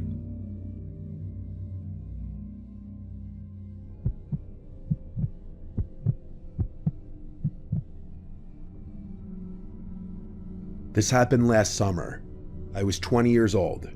My name is Kevin. My friend James comes from a very wealthy family. His dad is like an IP lawyer who contracts with the US government or something. They've got a bunch of properties all over the country and a handful of international ones too. That's the kind of wealth I'm talking about. One of their houses is on a relatively large but overall pretty secluded lake. The lake itself isn't so big that you can't see the houses on the other side of it, but it would be a workout and a half swimming across the whole thing. James' parents were never around, so he pretty much had unlimited access to that house, and he often invited friends over, with permission of course. There's something about being out on the lake that makes you feel invincible. It's a different feeling than the beach for sure.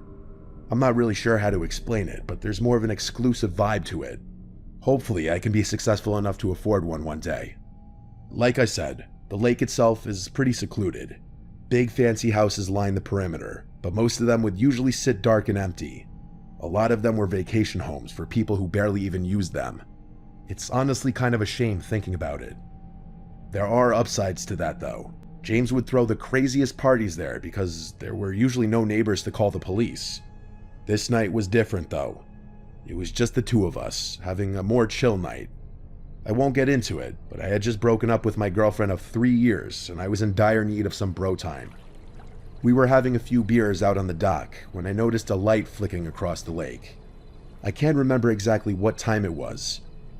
At first, I thought it was just the sun perfectly reflecting off something into my eye, but even when I moved my head to the side, I could still see it.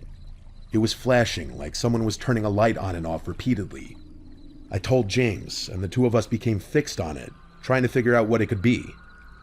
At some point, we realized the flashing wasn't random. It was following a pattern.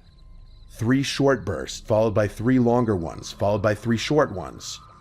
I guess I'm dumb for not knowing this, but James snapped his fingers and said it was Morse code. I looked at him like he was crazy, and asked him when in the world he had learned Morse code. He told me he didn't actually know it, but he knew what 3 short, 3 long, 3 short meant. SOS. I called BS and pulled out my phone, but to my surprise, he was actually right.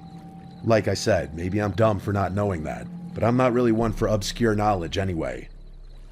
The flashing continued for another minute or so, following that same pattern, before stopping abruptly. The two of us had just been staring at it the whole time. I really didn't know what to think. It could have been a joke, but there was always that chance that someone was actually in trouble. James immediately suggested calling the cops, but I reminded him that we'd been drinking and we weren't legal yet. I was honestly fighting a DUI charge at the time, so the last thing I needed was another run-in with the police. He wasn't thrilled about that answer, and I could tell he was torn about the situation. The two of us couldn't really think of a rational explanation besides a kidnapping or something along those lines. We thought it might have been someone who had fallen and needed help, but that didn't make any sense because they probably would have just called the police. We've always been those adventurous, delinquent type guys, so we decided it was worth checking out ourselves.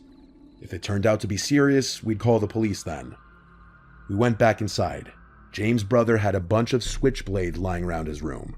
He was kind of a weird kid. So we grabbed a few of them just for peace of mind. James said he was good to drive, and that we should drive around the lake to that house, but I told him I really wasn't comfortable with that, for obvious reasons. He joked about my situation, and I laughed it off. If we weren't driving, there was only really one other option. The two of us walked back out to the yard and dragged James' dad's kayak into the water. We were laughing at first, enjoying the adventure of it all, but the further out we got onto the lake, the quieter we got. I think both of us realized how dumb of an idea it was, but neither of us wanted to be the one to spoil the fun. The sun had almost fully set at that point, and it was getting harder to see.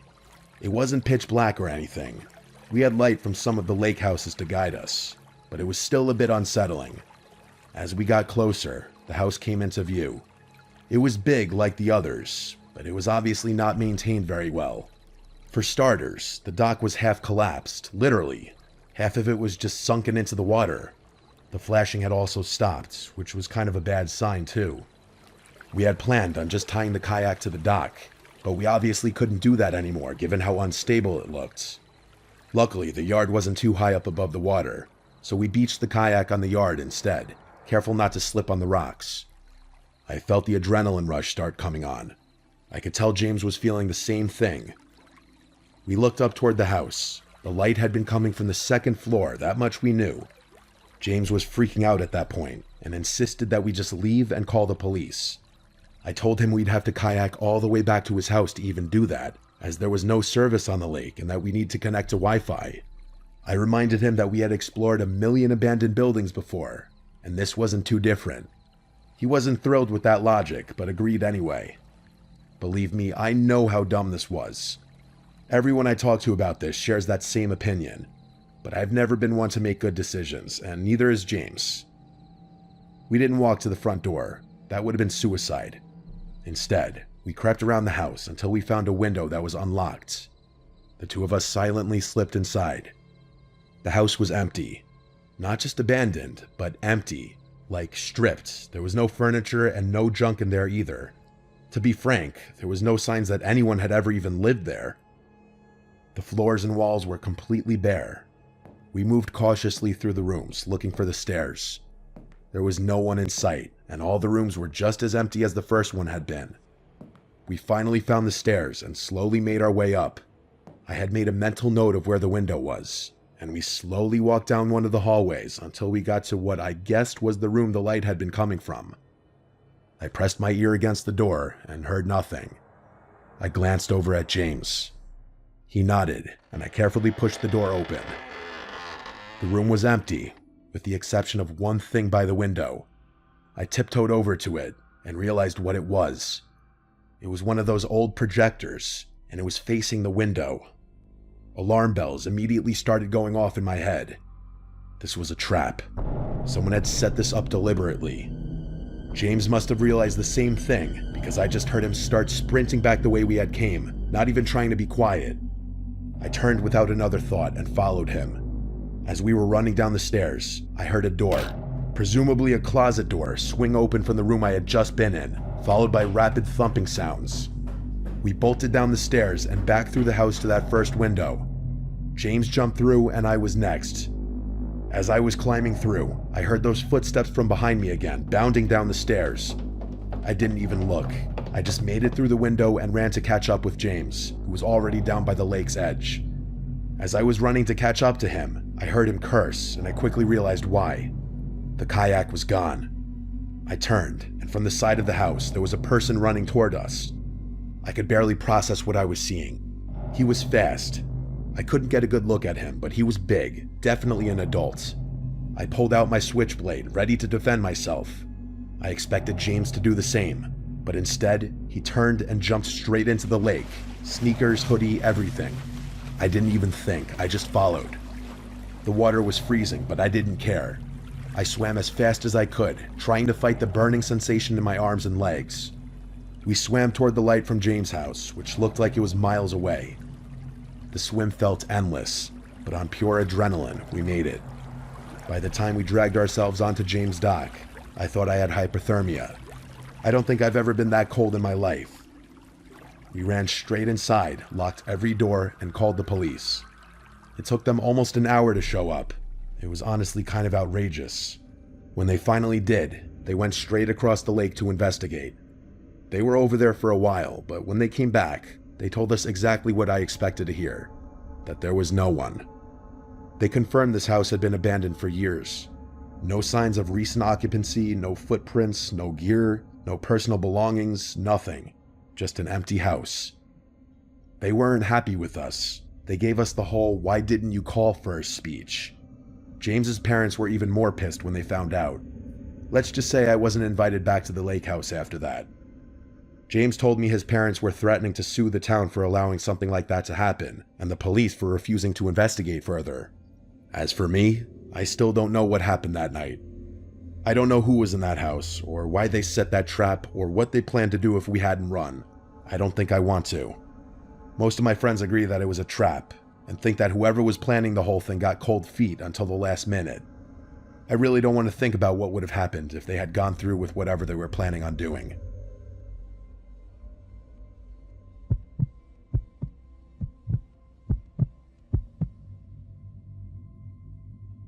When I moved into my new place, I was just looking for a fresh start. I won't get into the details, but let's just say I had a bad situation with an ex that made staying in my old city impossible. I ran into some money early in life and made some bad decisions about the kind of women I surrounded myself with. Lesson learned. The neighborhood I moved to is really nice. Low crime, quiet, mostly families. The houses here are really spaced out, which was partially what drew me there. But for some reason, the property next to mine is much closer in proximity than most of the other properties are to each other. And by the way, that house next door is huge. When I first saw it, I thought I could easily fit a family of 10. That's honestly what I assumed at first, that a big family lived there, grandparents and everything. But I could not have been more wrong. Even though I try to be low-key, I wasn't going to be a rude neighbor. I took it upon myself to introduce myself to everyone in the neighborhood. For whatever reason, I decided to introduce myself to my next-door neighbors last. I couldn't tell you why. Everyone else I met seemed really sweet and genuine. I'd say 90% of them were parents of young children. And yes, they were all slightly intimidating, purely based on how successful they seemed to be.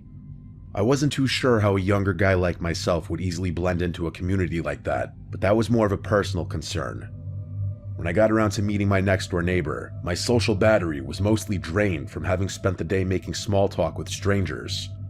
I knew if I just went back home, I was never going to be as motivated to meet them, so I just sucked it up and walked up their driveway. I had gotten accustomed to being greeted by someone middle-aged, so when a young-looking dude in a mullet opened the door, I was a little taken aback. Hell, he looked even younger than me, which was definitely a shock. I recovered quickly and went ahead with my new-to-the-neighborhood spiel. As I went on, he flashed me this massive smile and actually cut me off before I could even finish talking. He said something along the lines of, "Oh wow, someone who was born in my decade, what a nice surprise." I laughed and told him the same thing, venting to him about how out of place I felt as a single guy in his late 20s amongst so many families with kids. He told me not to worry about that, and that most of the people who lived here kept to themselves, which was kind of a relief for me. He introduced himself as Damon, and told me I should come by for a drink sometime. I shrugged my shoulders and said, hell, why not right now? To which I expected him to laugh and invite me in. Instead though, he looked over his shoulder like he was scanning his living room, and then he turned back to me, saying he wished he could, but he was busy working. I asked him what he did for work, because it just seemed like a normal follow-up question to what he said, and he dropped his smile a bit. After a weird stare, he laughed and just said, finance, but didn't elaborate any more than that, which I thought was a bit strange. I told him fair enough, and asked if he had any roommates. To my surprise, he told me he lived there alone, which was absolutely insane to me given how big the house was. We chit-chatted for a few more minutes, and he gave me his number before going back inside. I was excited that someone my age lived here, especially because he seemed like a really chill guy, but I couldn't get over how odd it was for someone like that to live all alone. And yeah, I know I was essentially doing the same thing, but you have to keep in mind my house wasn't even half the size of his. Anyway, I went back home and got on with my life. That was about 6 months ago. For a few weeks after that, nothing eventful really happened. I texted Damon a few days after he gave me his number to try and set something up, but he'd always complain about how busy he was and how sorry he was that we couldn't hang out. Eventually, I gave up with him. Not in a hostile way, just in a you do you kind of way. I'm definitely not the type of person to bend over backwards for someone who seems disinterested. I never saw anyone coming or going from Damon's place. No visitors, no parties, no girls, nothing. He never even got takeout delivered, which was strange to me because his car was always in the driveway. I genuinely didn't know what he ate because I literally never saw him leave the house. The guy lived like a ghost. I work from home, and the office in my house is on the 3rd floor, which overlooks Damon's property, if you're wondering how I knew so much about his living habits. I know it sounds obsessive and a little creepy, but his house was also just a glance away from my monitor, so I couldn't help but look over from time to time. One night, it was a Wednesday night, I remember that distinctly. I woke up around 2 a.m. to the sound of loud music. I sleep with my windows open, so that's probably how I woke up so easily. At first, I thought I was imagining it, or it was part of a really vivid dream I was having, but I was wrong. I got out of bed and peeked out my window, and there they were, 7 or so cars lined up in Damon's driveway. There was no mistaking it, he was having a party. Now, don't get me wrong, I'm not the type to complain about some noise. I've been to my fair share of house parties, but it was the middle of the week, and the volume was insane. I figured I'd just go over, knock, and ask him to turn it down. I threw on a hoodie and walked over. It was a full-blown party, that much was clear from outside. I knocked on the door, but no one answered. I pulled out my phone to text Damon, but I decided against it, knowing he'd probably ignore me and give me some BS excuse the following morning. I knocked on the door again, harder this time. Still nothing. I reached for the handle, half expecting it to be locked, but to my surprise, the door swung open. Inside, the first thing I saw was a pile of shoes in the foyer, at least 10 pairs, but there was something off. There was literally no one in there. I moved further in, expecting to see people in the living room, maybe the kitchen, but it was completely empty. There weren't even any drinks left out. I could hear people over the music that was playing in the background though, which I didn't understand. But then I really listened to it, and everything hit me all at once. It wasn't even music, really. It was a recording, a literal recording of people laughing, yelling, clinking glasses. The whole party was fake, all of it. But that didn't make sense to me. It still didn't explain the shoes or the cars. There were people in that house, that much was certain. I should have turned around right then, but I needed to know what was going on. I moved discreetly around the house until I saw a door that was slightly ajar. I gently pushed it open, and it led down to the basement. I'm not sure how I knew, but something told me what I was looking for was downstairs. It was dark down those stairs, with the exception of a very faint light coming from somewhere I couldn't see. There was no reason to go down there, I knew that, but I did it anyway. I got to the bottom of the stairs and looked around. The light was coming from another door somewhere deeper in the basement. I crept towards it, and as I got closer, I started to pick up on another noise I hadn't been able to hear earlier over the music. It sounded almost mechanical. It was this heavy, rhythmic grinding, like heavy machinery or a buzzsaw or something. I got a little closer, close enough to see through the crack. There were 3 people standing in there, looking across the room at something that was out of view. They were all older-looking guys, significantly older than Damon. They were wearing heavy-duty work clothes and had on these protective goggles and thick rubber gloves. I also realized they were wearing what looked like work boots, even though I had seen all those other shoes upstairs.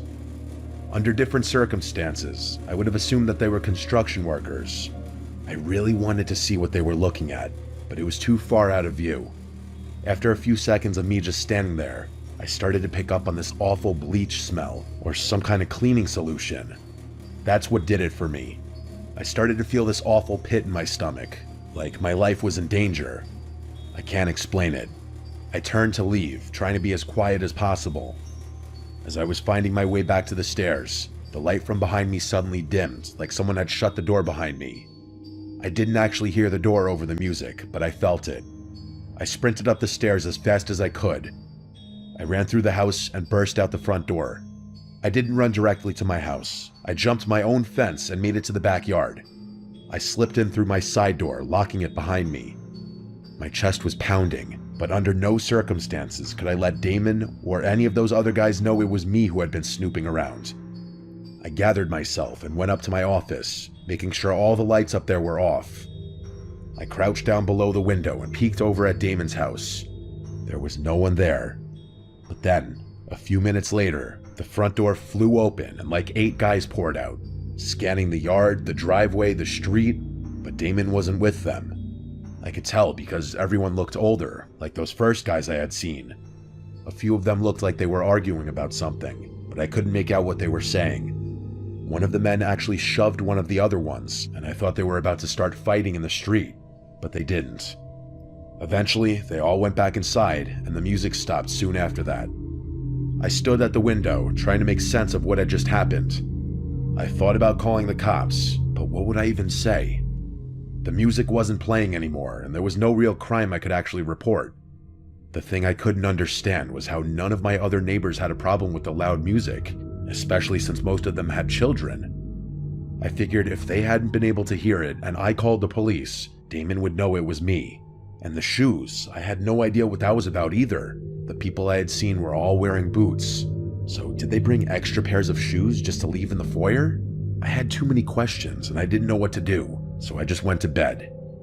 The next morning, I woke up and looked out my bedroom window. Every single car was gone, including Damon's. I went upstairs to try and get some work done, but I couldn't concentrate and found myself looking over at Damon's house every 5 seconds. After a few hours of his car not being there, I decided to go for a walk, partly to clear my head, but mostly to take some low-key glances through his windows. Nothing though. Days passed and Damon still didn't return, or his car didn't at least. I was baffled with every passing day. I still couldn't figure out how my other neighbors had been able to sleep through all the noises that night, so I just straight up asked them. I went to a few houses and asked them if they had heard the party he had a few nights ago. No one knew what I was talking about, even after I told them which house it was coming from and how late it was. I thought I was going crazy. That was a few months ago now. The crazy thing is Damon still hasn't returned, and it's clear no one is maintaining his house, as the grass is starting to get really long, and there's an untouched pile of packages leaning against his front door. I don't know what to make of this. It could be nothing, but I feel like no one would go to such lengths to disguise what they were doing with a fake party, unless it was something illegal. But would people going to such lengths really forget something as important as locking the front door? Maybe that's what those guys had been arguing about. I really have no idea, and the fact that none of my other neighbors seemed bothered by it makes me think I'm involved in some huge conspiracy or something. I know I'm just being paranoid, but I just have so many unanswered questions. When Damon returns, if he ever does, I'm debating whether or not I should just go and straight up ask him.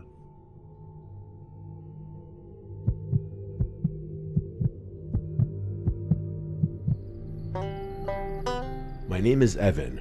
I'm 28 years old. After my divorce, I moved to a small town named Chatham in Alabama. Apart from my parents' house, I didn't really have anywhere else to go, so I came to live in my grandfather's old house. He passed away a few years ago and left the place to us. It's about 10 minutes outside town, sitting on 10 acres surrounded by woods. It's real quiet out there. I thought I'd enjoy that. The house is old, wood floors that creak, doors that stick, the kind of place that always feels a little cold no matter how high the thermostat is. But it was free, and I didn't have a better option. The first few nights were normal. I unpacked and cleaned. I spent the evening sitting on the porch with a beer. It was peaceful. No traffic, just the wind through the trees and the occasional owl. But then the noises started. The first time I heard it was on the 7th night. I had just gotten into bed around midnight. I was almost asleep when I heard whistling outside.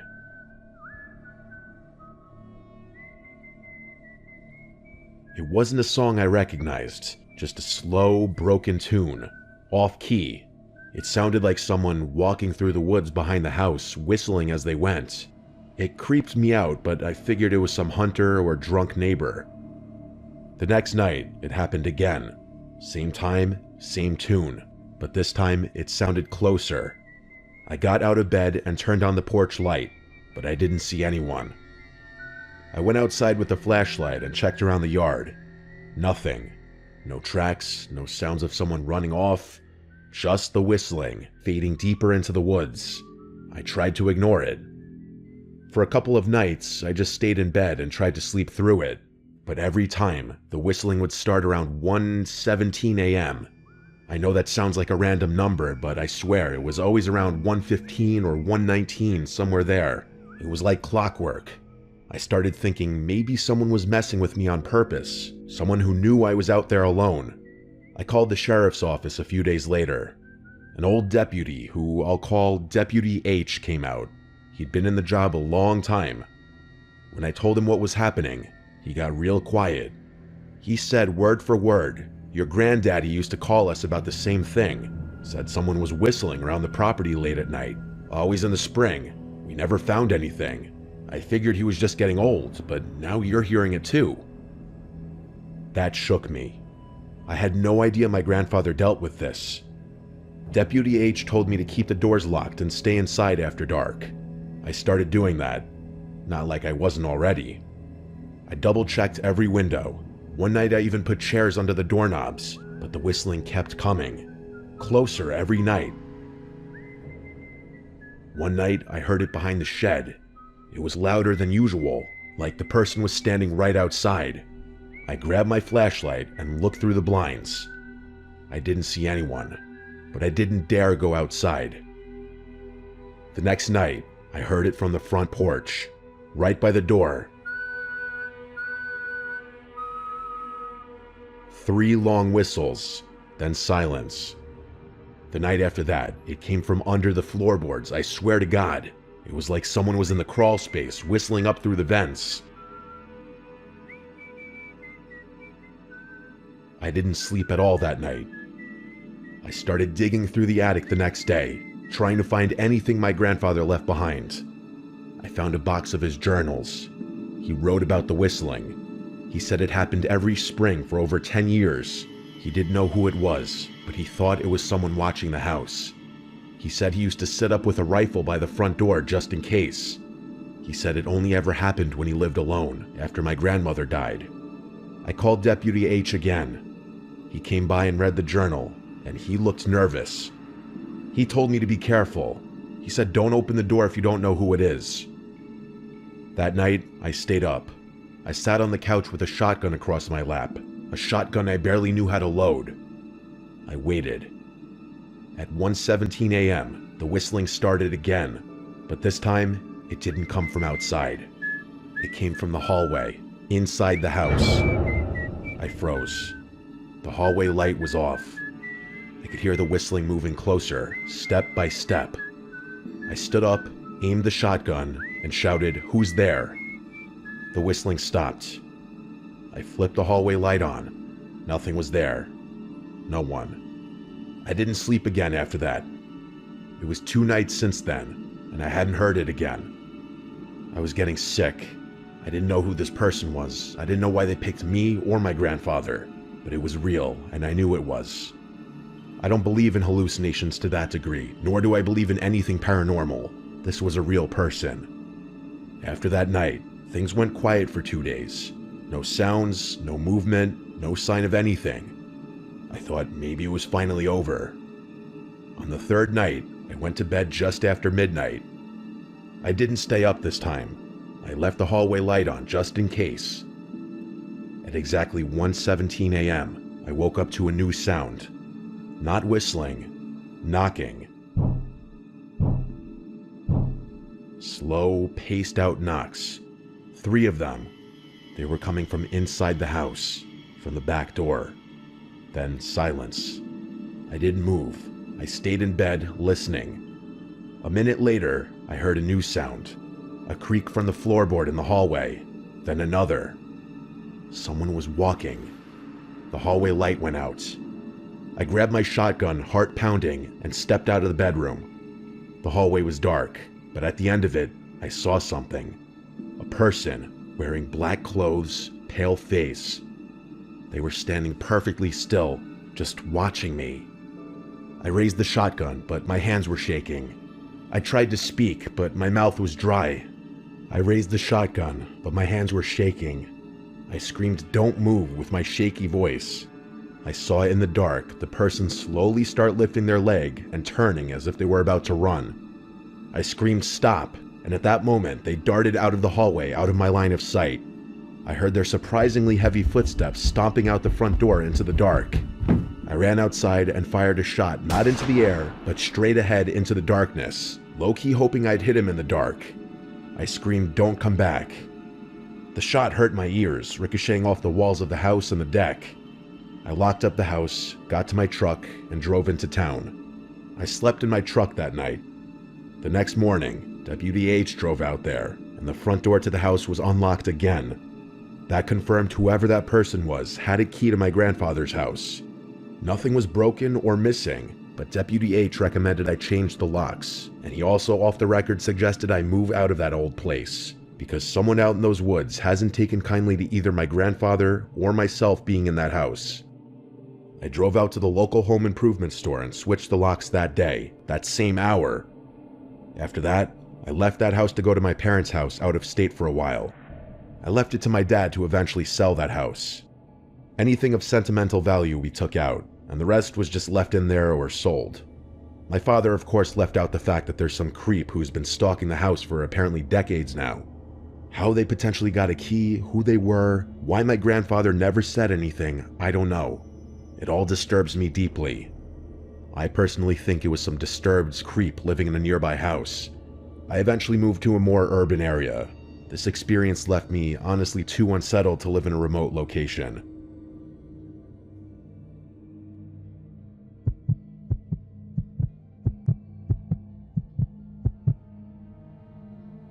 What you're about to hear is an experience that nearly made me lose my mind. It's still something that I think about quite often, if I'm being honest, but I've been able to recover a bit in the months since it's happened. The whole story is pretty quick, so I'll get right into it. I'm a single guy in my mid-30s. I live alone with no pets in a small one-story house. The house is really modest. 1 bedroom, 1 bathroom, a living room, kitchen, dining room, and a tiny garage. That's it. Life is fantastic. Because of my profession, I can work on my own time and don't have to answer to anyone, whether that be a girlfriend, a parent, or an employer. Freedom has always been an imperative part of my life, so I've done my best to maximize it wherever possible. I know a lot of people are different, and a lot of people might actually judge me for my quote, immature lifestyle, but everyone has different priorities and preferences, so as long as no one judges me, I won't judge them. The excess freedom is definitely tethered to its own set of drawbacks though. I've developed some bad habits that I'm sure some people would frown upon. One of them is my sleep schedule, which is god-awful. For some reason, I'm most productive at late hours of the night, so I often find myself staying up until dawn and sleeping into the afternoon. It's just how my body functions, and until I'm absolutely forced to, I don't see a reason to change anything. I was up really late one night. I'm talking past 3 a.m. late. I was sitting at my desk, getting some work done on my computer. I was in the zone, not even listening to music. Imagine yourself at peak hours. That's the kind of groove I was in.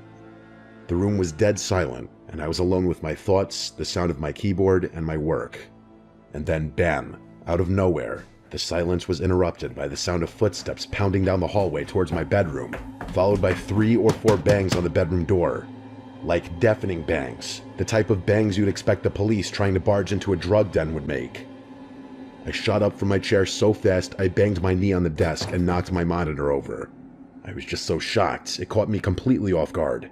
Just imagine being in your own house at 3 a.m., alone, and complete silence just gets interrupted by banging on your door. It was, and still is, the most terrifying thing that has ever happened to me. Standing up was a pure reaction. I was completely frozen after that. I had my eyes fixated on the door, dreading the moment I knew was coming. The door bursting open and someone barging into my room. Me having to fight a complete stranger in pitch black darkness. But it never came. I didn't hear anything else, not even the sounds of footsteps retreating from the door. It was like I had imagined it, but I was 100% positive I hadn't. I don't know how long I stood there, but I physically could not force myself to move. It was like sleep paralysis, except I hadn't been dreaming. And then, finally, I heard the sounds of footsteps quickly walking back down the hall, so someone had been there. I don't know why, but hearing those footsteps again unlocked my brain. Without thinking, I grabbed an empty beer bottle off my desk, ran to the door, and started chasing after whoever had broken into my home. I didn't even try to be quiet. I screamed at the top of my lungs like a lunatic, hoping that would give me the extra adrenaline I needed.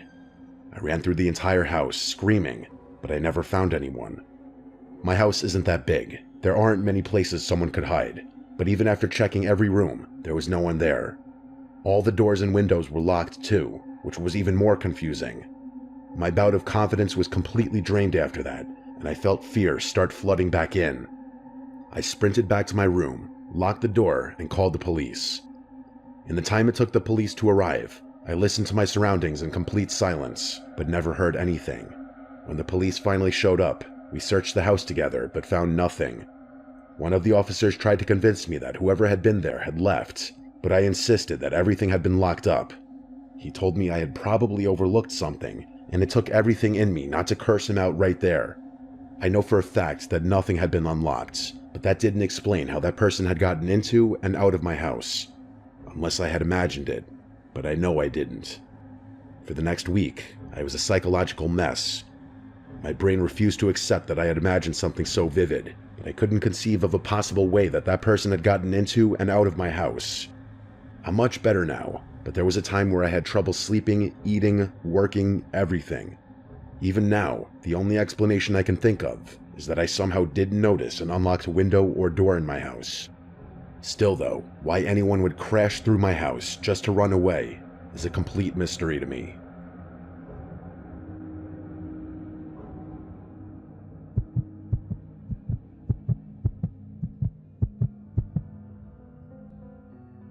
I work for a property preservation company. Basically, we handle foreclosed homes, securing them, cleaning them out, winterizing them, sometimes even boarding them up if there's been vandalism. It's not glamorous work, but it pays well, and for the most part, it's quiet. You spend a lot of time alone in houses that used to belong to people who are long gone. Sometimes it's sad, sometimes it's just boring, but every once in a while, you get a house that feels unsettling. This happened in 2020, when I was assigned to clear out a property in a rural part of upstate New York.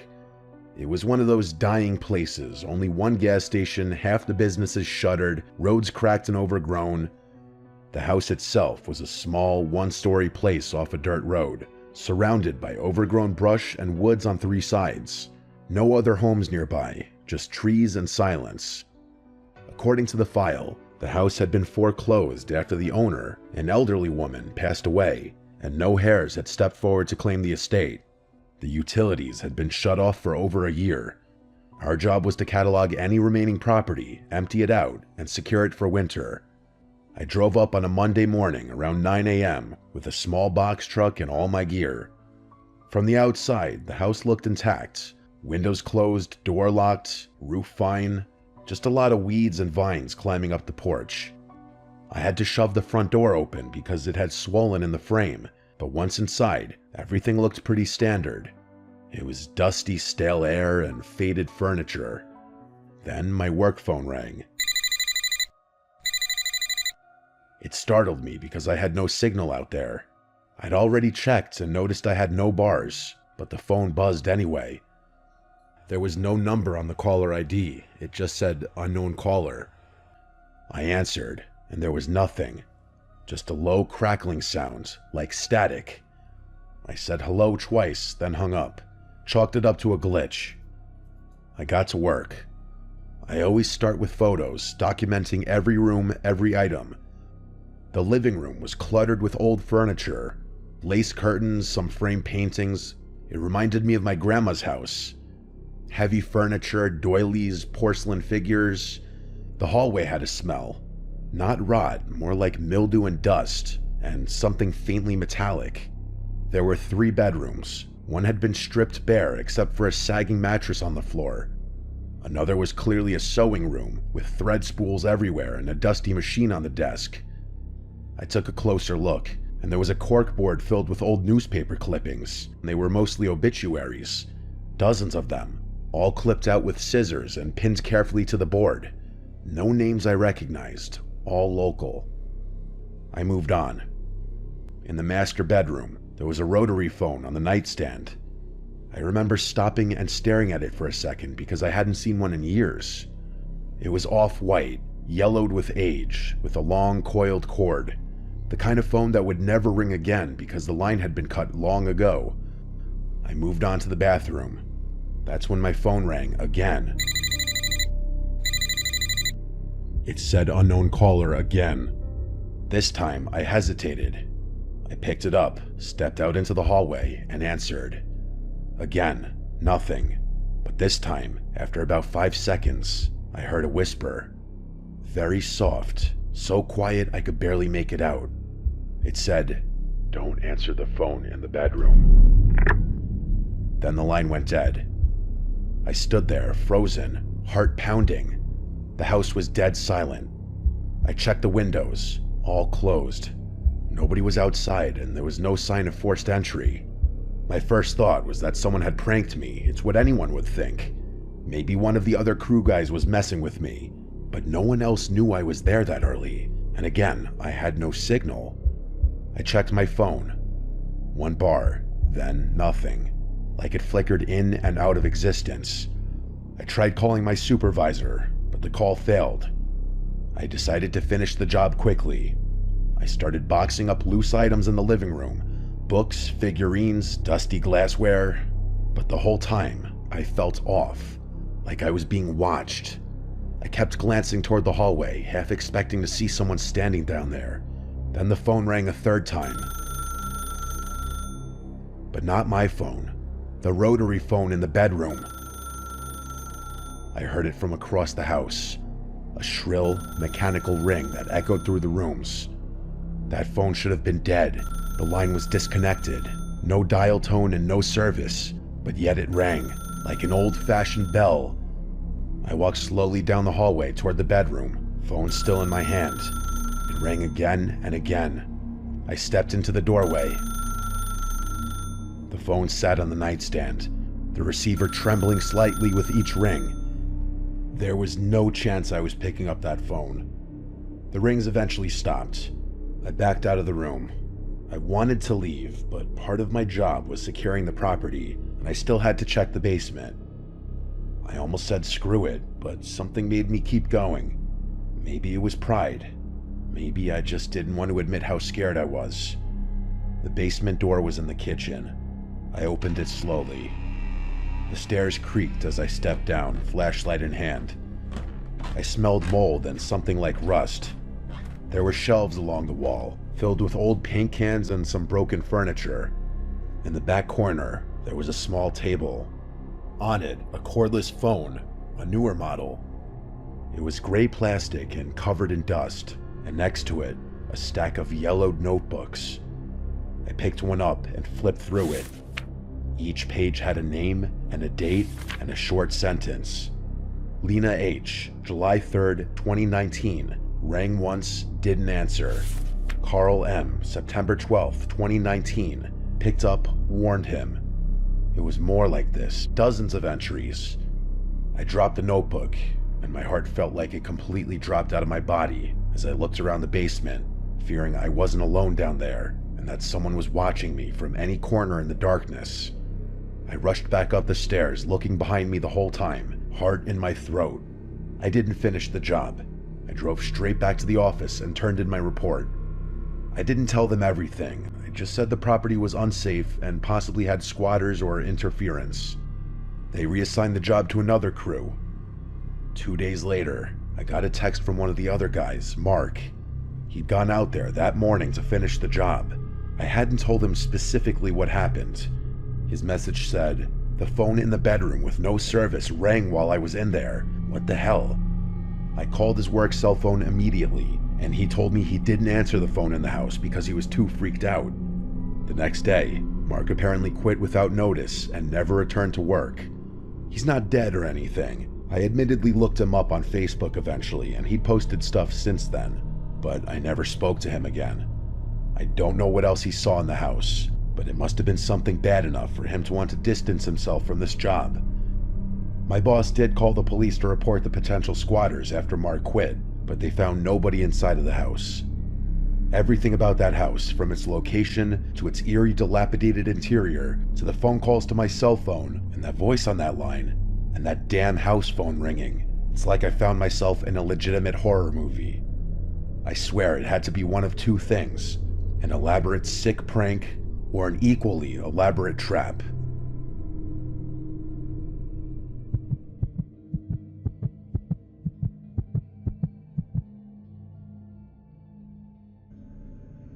When I was 10 years old, my family moved into a bigger house because my mom had just gotten remarried and we needed more space. The house was nice. newer than the one we lived in before, and it was in a quiet neighborhood with a lot of trees. I thought I would be happy there. At first, everything seemed normal, but then little things started happening that made me feel like the house wasn't right. My bedroom was at the end of the hall. It had 2 big windows that faced the backyard and a closet that was deeper than the one I had before. I liked it, until the first night I slept there. I woke up around midnight because I heard something moving in the closet. It wasn't loud, just soft shuffling like clothes being brushed against. I stared at the closet and told myself it was just the house settling. I know it sounds cliche, but most people, even as children, would assume small sounds coming from here and there in a house are just typical house noises that you hear every day. But then I saw the door move. It didn't swing open, but it shivered like someone had lightly pressed on it from the inside. I wanted to run to my mom's room, but I was frozen. I stayed that way until I fell back asleep, still staring at the closet. The next morning, the closet door was cracked open just a little, even though I had shut it tight. I asked my mom if she had gone in there, and she said no. She said maybe the air vents pushed it, but I knew it wasn't the air vents. The nights after that got worse. I started hearing tapping on the window glass. At first, I thought it was tree branches, but when I looked, there were no branches near the window. The tapping would go on for minutes, and when I pulled the blanket over my head, it would stop. I tried to ignore it until one night I finally peeked out. I saw a pale hand pressed against the window. It was on the outside, but the window was on the 2nd floor, way too high for anyone to reach without a ladder. The hand stayed there for a long time, just pressed, without moving. Then it slid down slowly and disappeared. I didn't sleep at all that night. I told my mom, and she started cracking up laughing when I told her. She didn't believe me for a second. When she saw that I wasn't just saying it as a prank or a joke, she leaned more into trying to convince me that I was probably in a half-asleep state and seeing things from my dream, but I knew that was a load of horseshit. My stepdad didn't believe me either. He said I was making it up for attention, and he also got a laugh out of it. But I started noticing he kept the hallway light on at night, so maybe he didn't feel as safe as he pretended. A month later, my little brother, who was 4, started talking about the White Lady. He would say she came into his room and sat on his bed. My mom thought it was just his imagination, but one night I heard him screaming. I ran in and saw him curled up under his blanket crying. When he finally calmed down, he said the White Lady had been standing by his door, just staring at him. He said her eyes were all black. I believed him because of what I had seen at my window. I started sleeping with the blanket over my head every night, but that didn't stop the dreams. I began to dream of the White Lady too. She would stand in the corner of my room and whisper my name. Her voice was dry, like leaves rubbing together. Sometimes I would wake up and still hear it, faint but definitely real. One night I woke up and saw her standing at the foot of my bed. She was taller than anyone I had ever seen. Her head almost touched the ceiling. She wore a long white dress that moved even though the air was still. Her hair was black and stringy, and her face was pale like chalk. Her eyes were like empty black holes. I tried to scream, but nothing came out. I shut my eyes, and when I opened them again, she was gone, but my closet door was wide open. After that, I couldn't go in my closet anymore. I begged my mom to let me sleep in her room, but she said I need to learn how to be brave. I think she didn't want to admit she was scared too. The worst night came during a storm. Heavy rain and loud wind. I woke up to the sound of my window creaking. When I looked, the window was slowly sliding open, even though it was locked. I could see the lock turning by itself. The window opened all the way, and I saw the White Lady climb in. She didn't move like a person. She floated. Her feet never touched the floor. She drifted toward my bed and leaned down until her face was right in front of mine. I felt her cold breath on my skin.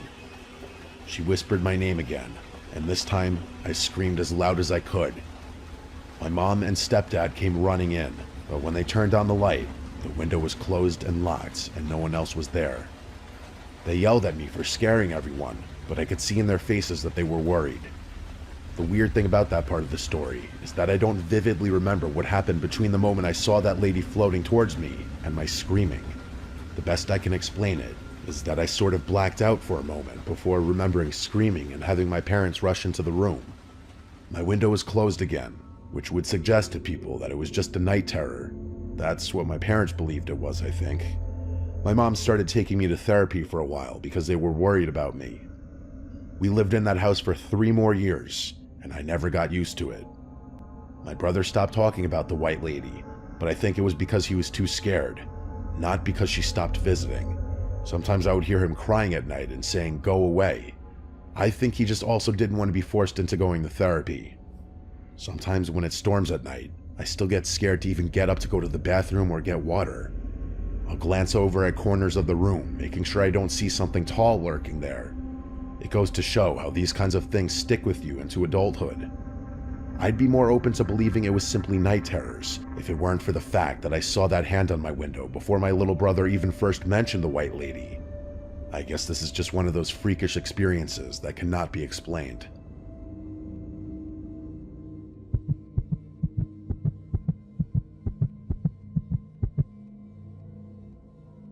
This happened in early December 2 years ago, when I drove up into the mountains to visit an old friend I had not seen in a long time. His fictional name for the story is Scott, and my real name is Jeremy. We had been friends since middle school, but after graduation, he moved out to a small mountain town with his family. Over the years, we slowly drifted apart. I stayed in New York City for work, and he stayed up in the mountains. We never fought or anything, we just stopped keeping up with each other's lives. So when he reached out to me out of nowhere and said I should come visit for a weekend, it made me feel kind of nostalgic and excited. He said it was the best time to come up because the snow added to the rustic rural vibe. I figured it would be fun to catch up. The drive up the mountain was extra long because I drove a bit slower due to icy conditions. There were barely any other cars on the road, and the sun went down around 4 p.m. since it was December, and by the time I reached the area where he was living, it was already pitch black. He lived in one of those older wooden houses on the side of the mountain. There were only a few scattered houses nearby, all spaced out far from each other. He lives in a good area for skiing. If only I could ski. When I pulled into his driveway and he came outside to greet me, the first thing I noticed was that something about him felt off, or just different. I hadn't seen him in years, so I figured maybe I just forgot what he looked like and acted like. But the way he talked was different. Slower than he used to talk, and he kept pausing between sentences like he forgot what he was saying. He helped carry my bag inside, and the inside of the house was warm but pretty empty. Not much furniture except for a couch, a table, a couple chairs, and some antique-looking wall decor. He told me I could sleep on the couch for the weekend since it folded into a pull-out bed. I told him that was fine. The house had a long, dark hallway across from the couch that led to a bathroom and 2 empty guest rooms, which he explained were empty because this used to be his grandparents' house and they recently passed away. He told me he lived alone here now. The hallway had no light at the end and the doors were all open, so from the couch, all I could see was this pitch-black rectangle stretching into the back of the house. For some reason, it made me uncomfortable, even though there was nothing obviously scary about it. That first night, we talked a little bit about old times, but it felt strange.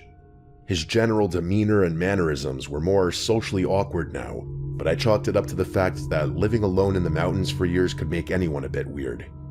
He barely made eye contact, and I did feel like he kept looking in the direction of the hallway. When it was time to sleep, he went upstairs to his bedroom, and I got the couch set up. I left a light near the hallway on because the dark made me nervous. I felt stupid about it, but the hallway really bothered me. I fell asleep, but at around 2 in the morning, I woke up to a thumping sound from upstairs. I quickly realized they were fast footsteps running across the floor above me. It sounded like someone sprinting from one end of the room to the other, then stopping and then sprinting again. The footsteps went on for about 20 seconds before just stopping completely. I waited to hear a door open or close or anything, but there was complete silence after that. I eventually fell back asleep, even though I was pretty creeped the fuck out after that. The second day was even weirder. Scott acted distracted the entire day, barely talking, barely eating, and whenever I asked if he was feeling okay, he would just nod without saying anything. I didn't understand why he was acting this way, being that he invited me here for the weekend for what I assumed was to catch up and rekindle our friendship. I also counted him going down that hallway at least 5 times throughout the day, and I never bothered to check what he was looking at. Since there was a bathroom at the end of the hall, I just presumed he was going in there, even though I never heard a flush. That night, the weather got worse, and a snowstorm rolled through. Wind slammed against the house hard enough to make the walls shake a little. It was awesome, honestly. I love the vibe of being snowed in a cozy place. I went to the couch and scrolled on my phone for like an hour, then went to sleep. Around 2 in the morning, I woke up again. This time, I heard soft scraping sounds. They were coming from downstairs, somewhere in the hallway. It sounded like something dragging across the wooden floor.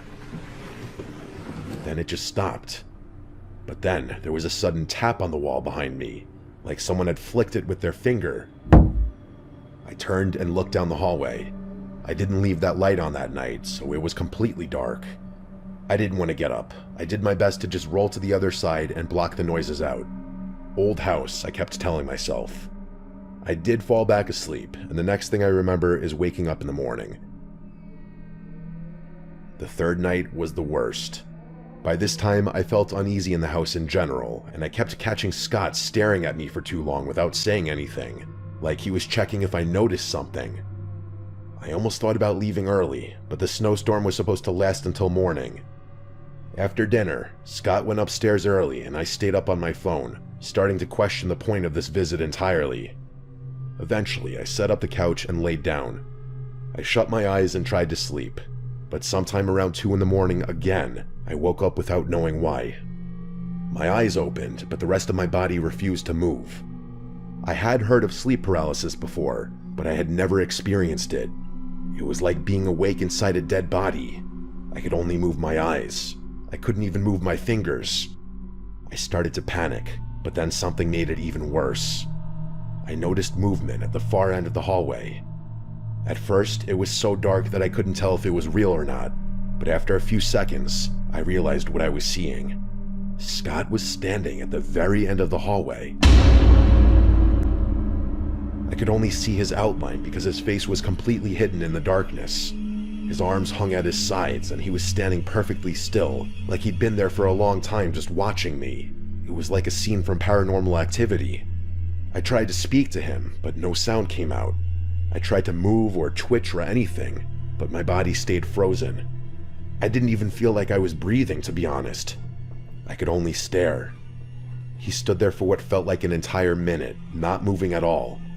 Then, without warning, he slowly turned to his right and walked into the guest room at the end of the hall. He disappeared into the darkness without a sound. My body slowly started to regain control. First my fingers, then my arms, then my ability to sit up. Once I fully snapped out of it, I sat up shaking and sweating. I kept telling myself it might have just been a dream or a hallucination, since sleep paralysis can cause that, but something in my gut said it wasn't.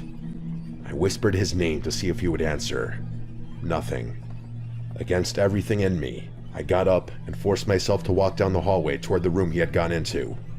When I stepped inside, the room looked empty, but in the far corner by the window, someone was standing. I could see the shape of a person facing the window looking outside. I couldn't tell if it was Scott. Either way, the sight was horrifying. I slowly backed out and then ran upstairs to his bedroom. I found Scott asleep in his bed, completely knocked out. I shook him awake and he looked confused and irritated, like he had no idea why I was waking him up. When I tried to tell him what I saw, he refused to go downstairs.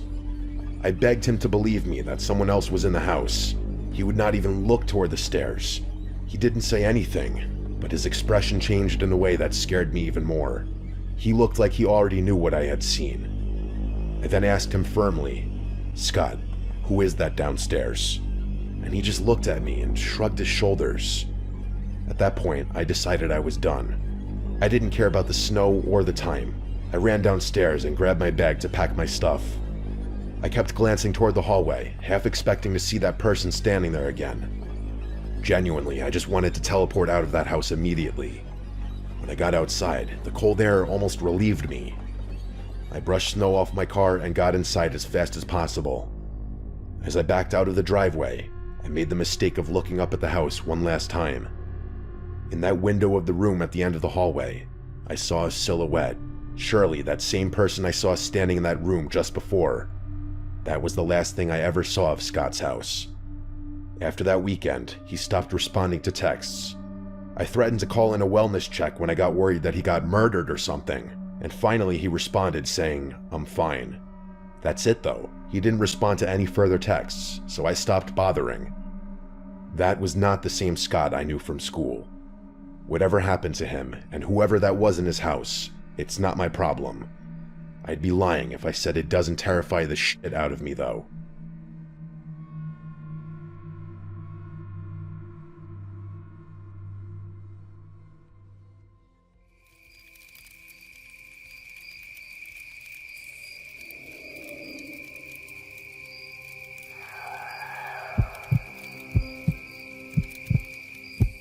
This happened during spring break of my junior year of college.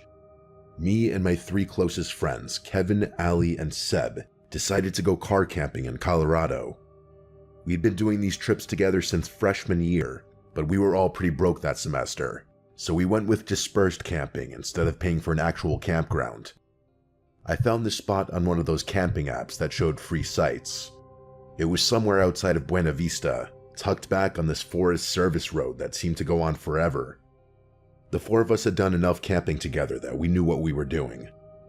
We got there around late afternoon and found this clearing near what looked like it used to be a creek bed. It was completely dried up, but you could tell water had run through there at some point. The area was pretty isolated. We didn't see any other campers or even tire tracks from recent visitors. It was honestly perfect for the kind of vibe we were going for. We set up our tents in a loose cluster, maybe 15 feet apart from each other. Nothing fancy about the arrangement, just wherever the ground looked level and didn't have too many rocks. I don't even remember what we did that night, probably just drank a few of the beers we brought while playing cards. We were all pretty tired from the drive, so we called it around 11 and went to our separate tents. I remember sleeping really heavily that night, which was weird for me to begin with, but especially during a camping trip. Usually, and this is when I'm sleeping on a comfortable bed in a climate-controlled room, I wake up multiple times from being cold or needing to pee or whatever else.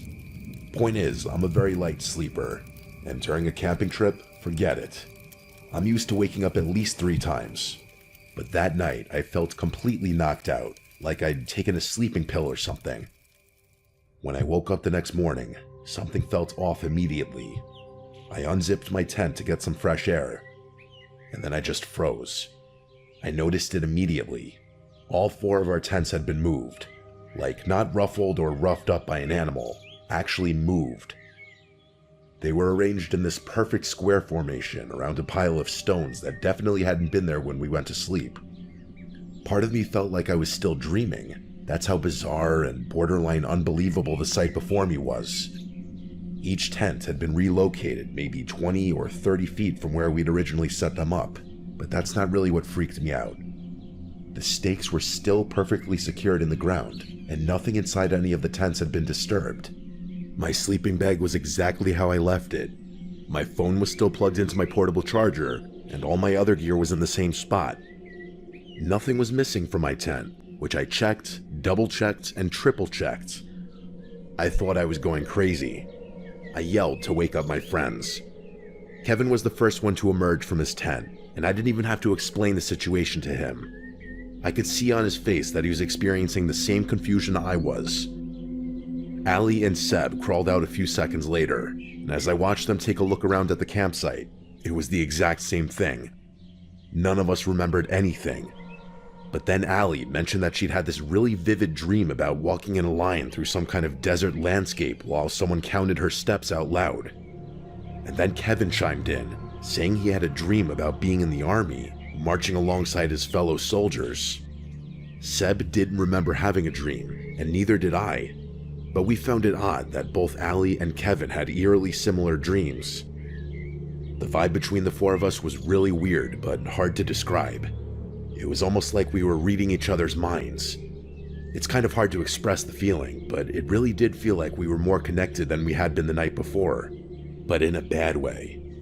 I remember looking back and forth between them, trying to figure out what it was that I was feeling around me. The best way I can think to describe the feeling is what it would have felt like if there was a fifth person watching all of us, who was also part of all of us. We examined the campsite a little more carefully, looking for clues or anything that would help us piece together what happened. At first, Kevin suggested that maybe we had just gotten really drunk and forgot about what we did the night before, but this theory was shattered in about 5 seconds. We found these drag marks in the dirt leading from where each tent had originally been positioned to where they ended up. The weird thing was, the drag marks stopped about 10 feet short of each tent's final location, like someone had dragged them part way and then lifted and carried them the rest of the distance. The pile of stones in the center was even stranger. There were exactly 4 stones, and they were balanced on top of each other like some kind of sculpture. It actually would have been pretty were it not for the circumstances. Kevin walked over to get a closer look, and as he was leaning in to examine the top stone, he tripped and ended up knocking the whole thing over. The stones just kind of tumbled to the ground, nothing dramatic. For a second, the 4 of us just stood there in silence, staring at the scattered stones. And then things went from a 5 to a 10. At the exact same time, all 4 of us started hearing this low rumbling sound coming from somewhere in the distance. It sounded like rocks grinding against each other. Not like an earthquake or anything, more like an old stone door being pushed open. Hearing that sound kind of sent us into a panic, and we all just started packing without even discussing things. Like I said before, it felt like we were reading each other's minds, and that also applied to our feelings. I could feel my friend's fear, and I knew they could feel mine. It was really freaky, 10 times freakier than it had been not 2 minutes ago. I don't think I've ever packed up a campsite so quickly in my life. Realistically, we were out of there in under 5 minutes, but it felt like an eternity in that moment. I'm not going to harp too much on what happened. I really don't like thinking about what happened that night, and I'm worried that if I think too much about it, it'll go from being a fever dream that sort of sits in the back of my mind to something more real. That was 5 years ago now. The 4 of us don't really see each other anymore, but I guess that's kind of how it goes as everyone gets older. Kevin moved to Denver after graduation. Allie's in grad school in California, and I think Seb moved to Chicago with his girlfriend. We keep in touch, but we've never really talked about that night since.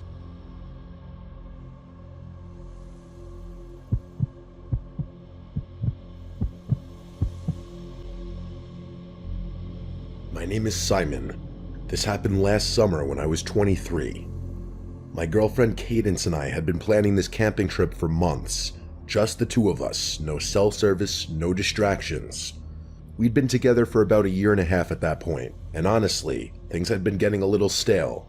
Not bad, just routine. We figured a weekend in the woods would be good for us. We picked a spot in the Uwharrie National Forest in North Carolina. I'd been looking at different locations online for weeks, trying to find something that wasn't too crowded but also wasn't completely isolated. The place I settled on was this campground about 3 miles down a Forest Service road. According to the reviews, it had maybe 6 or 7 sites total, and they were pretty spread out from each other. We left Friday afternoon around 3, stopped for supplies at a grocery store near the forest entrance, and made it to the campground just before sunset. The road getting there was rough, lots of potholes and loose gravel, but my truck handled it fine. When we pulled into the main clearing, I was honestly pretty satisfied with my choice. There were a few picnic tables scattered around, a couple fire rings, and the sites themselves were tucked back into the trees enough that you'd have some privacy. We drove around slowly, checking out the different spots. Most of them were empty, which was good. We passed one site that had a blue sedan parked there, but I couldn't see anyone around it. Cadence pointed to a spot at the far end of the campground, right where the road dead-ended into the forest. It had a decent clearing for the tent and was positioned so that the trees blocked the view of the other campsites. We spent the next hour setting everything up. Cadence is one of those people who's really particular about how things are arranged, so I mostly just followed her instructions. By the time we were done, it was starting to get dark. I got a fire going while Cadence made sandwiches, and for a while, everything felt exactly how it was supposed to. We were sitting there drinking beer, watching the flames, not really talking about anything important, just existing together. which I think was kind of the point. Around 10 or so, Cadence went to brush her teeth at the spigot near the picnic tables. I stayed by the fire, poking at it with a stick and finishing my beer. That's when I noticed someone standing at the edge of our site, just beyond where the light of the fire reached. I jumped a little, I'm not gonna lie, because I genuinely hadn't heard anyone walk up. The guy apologized for startling me, and said he was camped over in the blue sedan and that he just wanted to introduce himself. His name was Aiden, and he looked to be about 30. He had this really intense way of maintaining eye contact that made me a little uncomfortable, but I obviously wasn't going to say anything. Cadence walked back toward us, and I could tell from the way her hips were swaying that she was not pleased with the interruption. Aiden noticed her, turned, and said she picked a good spot, real secluded. He mentioned he was solo camping, trying to get away from people for the weekend, which seemed kind of contradictory since he was literally standing at our campsite making conversation. And by the way, as soon as Cadence walked back, I didn't exist anymore. This guy Aiden's full attention was on my girlfriend, which wasn't exactly surprising, but weird as hell. We talked for another minute or two, and by we, I mean he talked at Cadence while she just gave him awkward reply after awkward reply, waiting for him to get the hint. Eventually, I butted in and told him we wanted to get some sleep because we were waking up early, and that got him to leave. As soon as we walked into the darkness, I noticed he didn't use a flashlight or anything, which I thought was a little odd. Cadence and I agreed about the weirdness of the whole thing and decided to try and forget about it. We stayed up for another hour or so, then put out the fire and went to bed. I don't remember falling asleep, but I do remember waking up, and the moment I woke up, I realized something was wrong. It took me all of 3 seconds to realize I had woken up to voices somewhere in the distance. It sounded like two people having a conversation somewhere near our campsite. I looked over and saw Cadence fast asleep, and that's when the guardian instinct in me kicked in. I didn't freeze or cower in the tent, but rather actually went out to investigate. I unzipped the tent as quietly as I could and poked my head out. The voices stopped almost immediately, like they had heard me even though I thought I was being dead silent. As quickly as I could, I grabbed my phone and turned on the flashlight, shining it around our campsite, but whoever had been there had either already left or was further away than I initially thought. Eventually, I went back inside the tent and tried to go back to sleep. It was a public campsite after all. People stay up really late on camping trips, so I didn't think it was anything threatening. I just hoped whoever had been out there got the hint to have their 3 a.m. talk somewhere far away from where I was trying to sleep. I didn't bother mentioning it to Cadence the next morning. I didn't really see the point in stressing her out over nothing. We spent most of the day hiking, which was a lot of fun and a decent workout, honestly. As the sun started to go down, I went to grab more firewood from a pile we'd made near the truck. That's when I noticed something on the windshield. It was a napkin, folded in half and tucked under the wiper blade. I pulled it out and unfolded it, and I was shocked to discover that it was a note.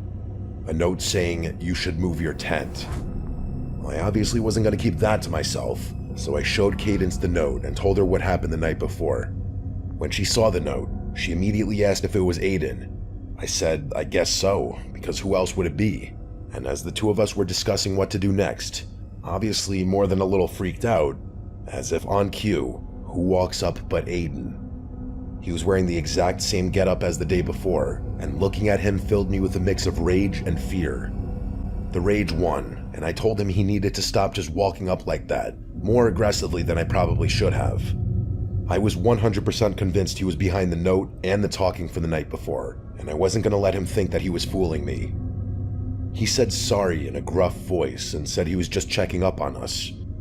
Before I could respond, Cadence asked him why he'd need to check up on us, and actually said something that really surprised me. He told us he didn't want to freak us out, but that he was surprised to see people as young as we were at the campsite.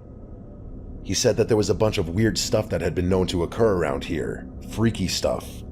He said he'd found deserted campsites deep in the woods, signs of people, belongings, and other weird things.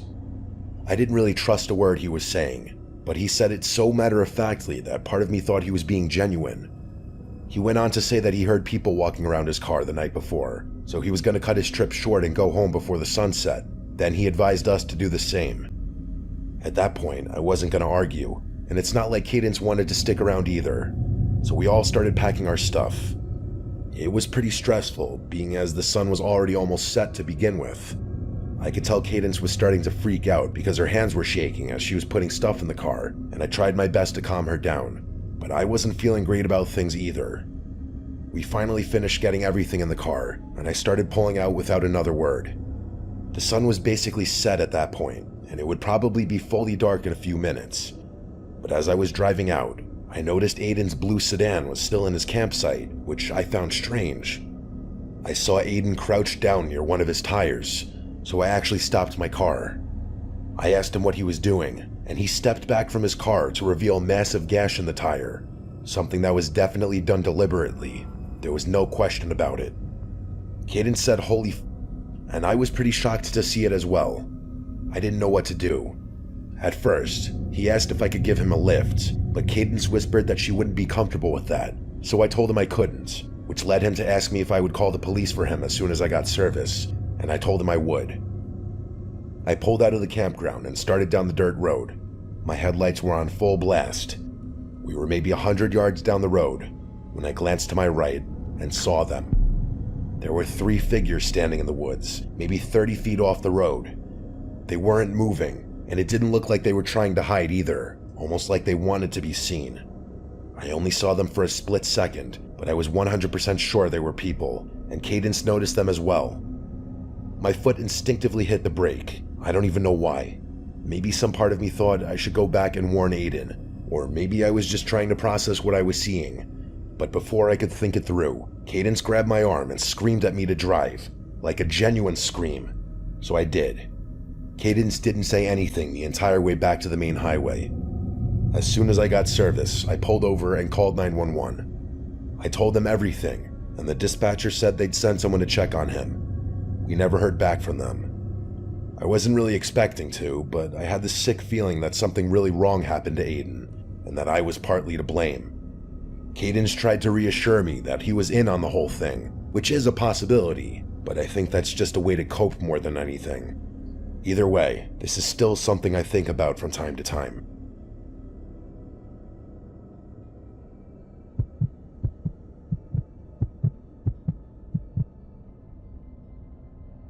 So this was 2 Mays ago. I was 28 at the time, working remotely as an IT consultant out of Bozeman. The job wasn't anything special, but it paid okay, and being able to work from anywhere in the world was a huge plus for me. Unfortunately, I was going through kind of a rough patch at the time. I'd just gotten divorced about 3 months earlier, and I wasn't handling it well. Nothing I tried was working, and believe me, I tried everything. It seems a little foolish and naive looking back, but at one point I was convinced I'd spend the rest of my life in misery unless I did something drastic. Like go off the grid and spend a few weeks in the wilderness type drastic. So that's kind of what I did. Camping has always been a big part of my life, so trekking out in the wilderness all alone isn't actually as crazy as it sounds, at least for me. I'm actually a lifelong scout. Couldn't make Eagle quite in time, but the point is, I know my way around wilderness better than most. I've got my old man to thank for that. I didn't want to go anywhere where there'd be other people around though. That would have defeated the whole point. I needed to be alone, so I did what any reasonable person does at 2 a.m. when they can't sleep. I went down the internet rabbit hole. Eventually, I found this old Montana backcountry camping forum that had a bunch of posts about some unofficial sites in the Helena, Lewis, and Clark National Forest. So right then and there, I made the decision. The next morning, I planned everything out.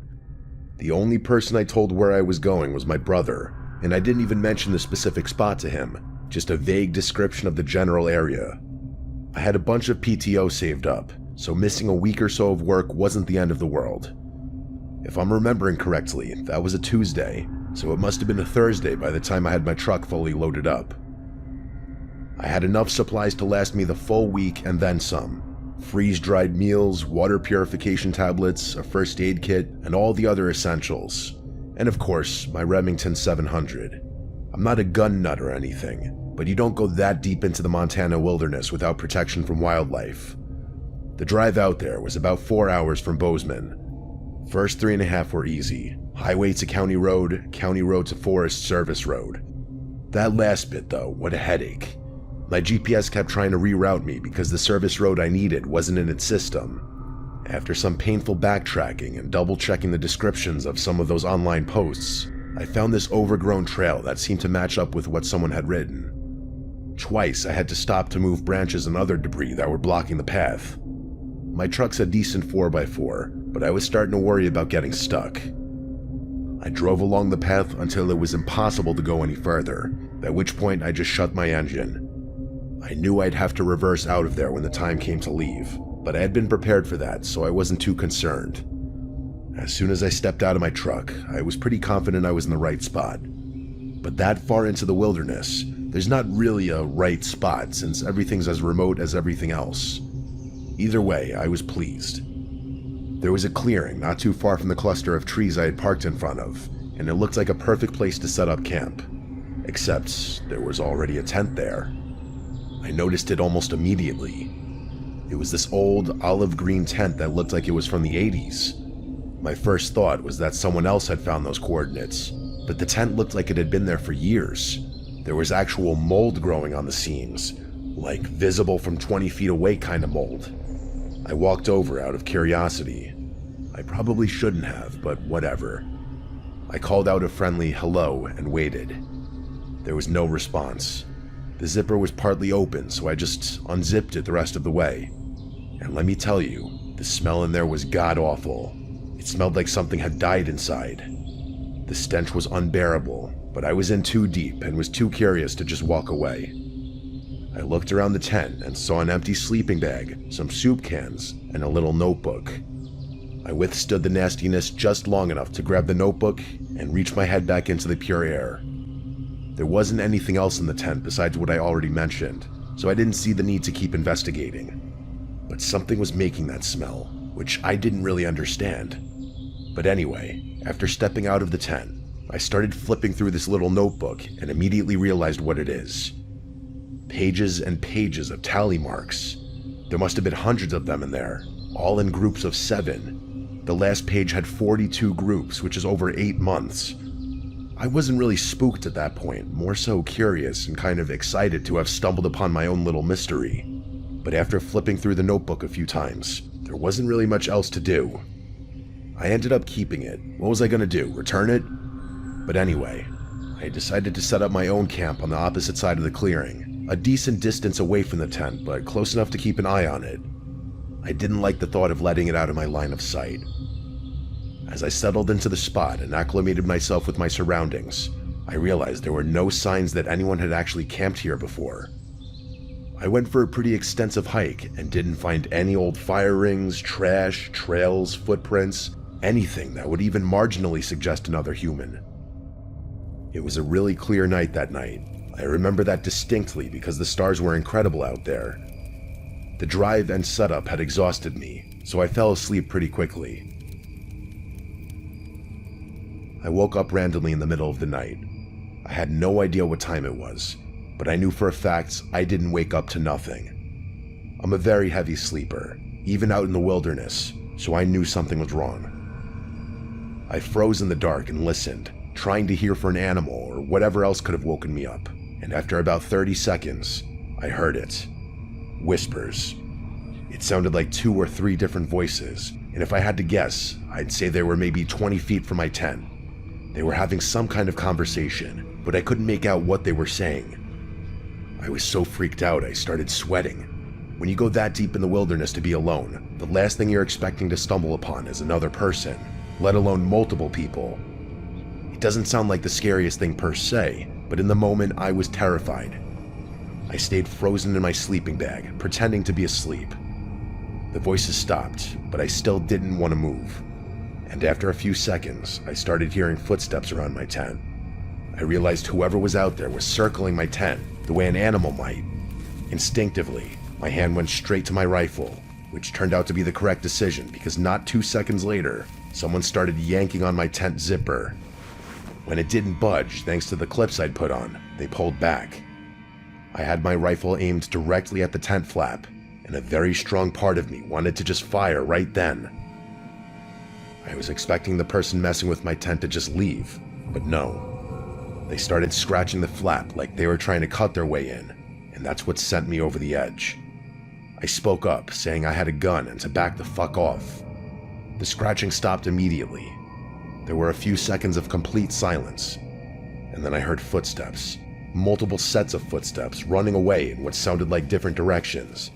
It sounded like at least 3 people, which was somehow 10 times worse than the thought of it being just 2. They didn't all run the same way, which struck me as strange. I didn't sleep much that night, but I felt very safe with my rifle by my side.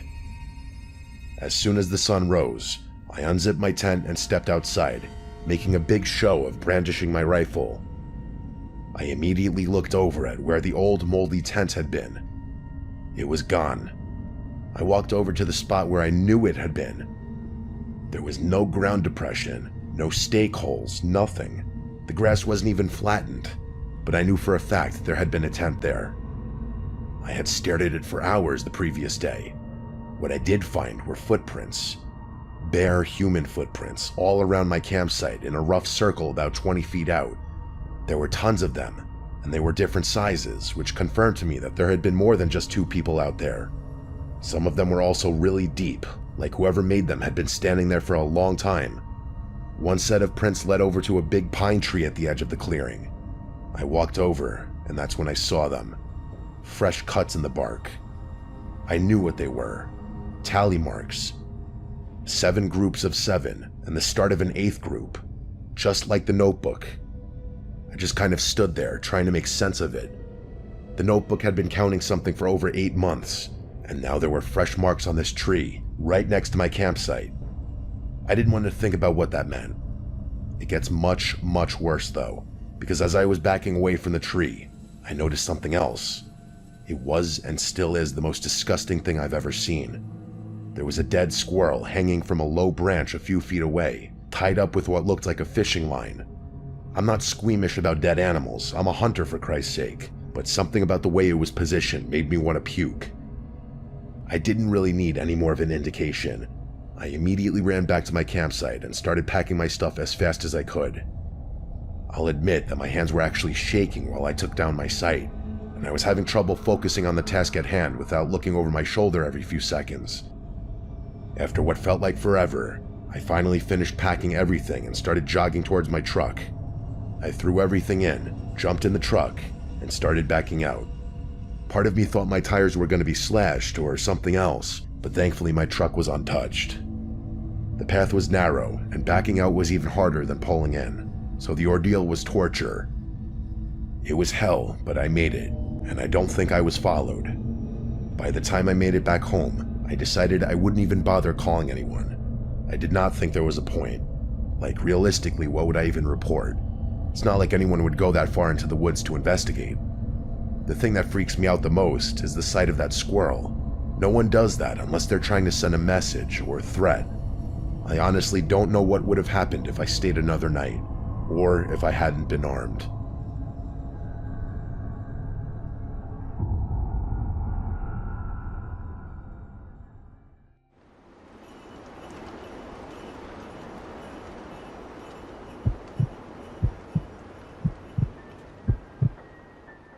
My name is Gregory, and this happened last December when I was home alone in my house for a whole week. My girlfriend had gone to stay with her parents for the holidays, and I stayed behind because of work. I live in a quiet neighborhood in a small town in upstate New York. The houses are pretty spaced out, and most of the people on my block go away for Christmas, so I basically had the whole street to myself. At first, I liked the idea of the peace and quiet. I thought I would get a lot of rest and maybe catch up on some shows and just enjoy the coziness of the holidays for a bit. But what happened that week still lives rent-free in my head. It was on my second night alone. It was around 6:30 and already completely dark outside. It had been snowing lightly all day, and there was a white layer on my yard and driveway. I was in the kitchen making a simple dinner, just pasta and chicken. Usually my girlfriend is the one to cook our meals. I'm not much of a chef. I turned on the TV in the background to make the house feel less empty, because as happy as I was to have the place to myself for a bit, I wasn't used to it being so empty and quiet in here. While I was eating at the table, I heard something unusual. It really took me a second to figure out what it was. It sounded like singing. I muted the TV and listened. The sound was definitely coming from outside. The singing got a little clearer, and I realized the person was singing Jingle Bells. At first I thought maybe some neighborhood kids were playing around outside, but the voice didn't sound like a kid. It sounded like a grown man. I got up and walked toward the front door because that seemed like the direction it was coming from. The closer I got, the louder it got. By the time I reached the door, it sounded like the singing was coming from right on my front stoop. I felt a weird feeling in my stomach, but at that moment, I still thought maybe it was just a caroler. I opened the door, and standing in the glow of my porch light was a man around 35 years old. He wore no hat, and his coat looked too thin for the weather. But the strangest thing was that he was completely focused on singing Jingle Bells, staring down at my welcome mat like he wasn't even aware I opened the door. I remember forcing a little smile because I didn't really know what else to do. I'd never gotten Christmas carolers before. But even still, I never heard of a grown man doing it solo. It's supposed to be a group thing from what I know. He didn't look dangerous, he actually just looked sort of confused or maybe slow. I even wondered if he was special needs or something because he didn't react to me being there. He just kept singing. When he finished the song, I expected him to say something, or at least leave. But he just took a breath and started singing Jingle Bells all over again from the beginning in the same slow off-key tone. But now he was looking up at me, making direct eye contact. I felt my smile drop because it was just weird now. I stood there another minute, pretending to listen even though it felt uncomfortable. I kept thinking he would stop after the second run, but he didn't. He just looped the song. I checked my phone and realized almost 4 minutes had passed while he sang Jingle Bells over and over. Finally, I decided it was enough. I told him thank you in a polite tone, and I slowly closed the door. I thought that would send him on his way, but once the door was closed, I still heard the singing. It continued without even slowing down. I walked back to the table and sat down trying to ignore it, but the longer it went on, the harder it was to ignore. The man didn't seem normal, and it bothered me that he was still right outside my door singing the same song. I wondered if maybe he was special needs and someone was out there with him, like by the street or something, but I didn't see anyone else out there. It made the whole house feel uncomfortable, like someone weird was standing too close to my personal space. I kept eating, but I couldn't focus on the food. It went on for my entire dinner. Finally, after about 10 minutes straight, the singing stopped. The sudden silence actually made me jump because I had gotten used to the singing. I got up slowly and walked back to the front door window. When I looked outside, I expected to see the man gone, but he was still there. He had moved. Now he was standing at the end of my driveway. He was just facing my house completely still. He was no longer singing, at least I couldn't hear anything from here. He was just standing there in the snow, staring at the door. Something about that felt worse than the singing. He looked like he was waiting. I opened the door a crack and told him he couldn't be here, that this was private property and he needed to leave. He didn't move at all. The whole thing was so unnatural.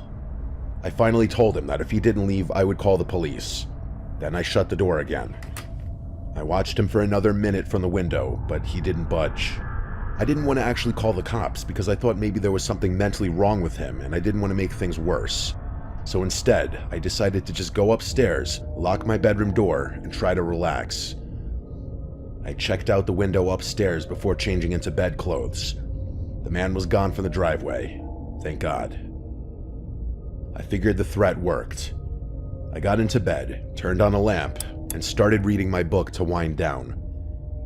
Maybe 20 minutes went by when I heard something from behind the house. I knew instantly what it was, unfortunately. It was the same man singing Jingle Bells again, except now it was coming from my backyard. I jumped out of bed and went to the back window. When I looked down, not only was he directly inside of my backyard, he was already looking up at my window. The man was in my backyard standing in the snow directly below my bedroom window. He was looking straight up at me while he sang. I slid open the window and yelled at him that I was calling the police. The singing stopped instantly. He stood there in total silence for about 3 seconds. Then, he suddenly burst into a full sprint toward the back door on the lower level. The second he was out of my view, I heard the most insane sound I've ever heard in my life. He started screaming at the top of his lungs, not like a normal scream. It sounded like a death metal singer, but even more insane and deranged. It echoed across the yard and through the entire house. Then came the banging. The back door shook violently as he kicked it, slammed into it, and probably tried ripping the doorknob off. I felt the vibrations from the impacts in my upstairs bedroom. I realized this guy wasn't just weird. He was trying to get inside. I grabbed my phone and called 911 right away. I begged them to hurry, telling them a man was trying to break in. I stayed on the line while holding a baseball bat with my other hand. I backed into my bedroom closet and shut myself in. The operator told me to stay hidden. I could still hear the screams and bangs from downstairs, and every second felt like he was going to break through. Then, just as suddenly as they started, the bangs stopped. Everything went silent except for my breathing. I didn't know if he left or if he got inside. I stayed completely still in the closet until the police arrived. They checked the entire outside of the house and confirmed the back door was still locked. The operator said I could come out and meet them. When I stepped outside to greet them, I finally felt like I could breathe again. We walked around the backyard and saw deep footprints in the snow, showing exactly where he had stood while singing to me through the window and where he had run up to the back door. The footprints then led off into the woods behind my property. The cops went to follow the trail a little bit, but came back because it apparently wasn't worth going deep into the woods at night. They acted like it wasn't a big deal. They told me people act strange all the time and that as long as I kept my doors locked, I should be fine. They didn't seem very interested in finding him, and that bothered me a lot, but I was too shaken up to argue. After they left, the house felt horribly empty and cold. I kept every door and window locked and double-checked them over and over. At that point, I was over the alone time and just wanted my girlfriend back home. I went down to my parents' place for Christmas Eve and Christmas, thankfully. As far as that man, he never returned. At least, not that I know of.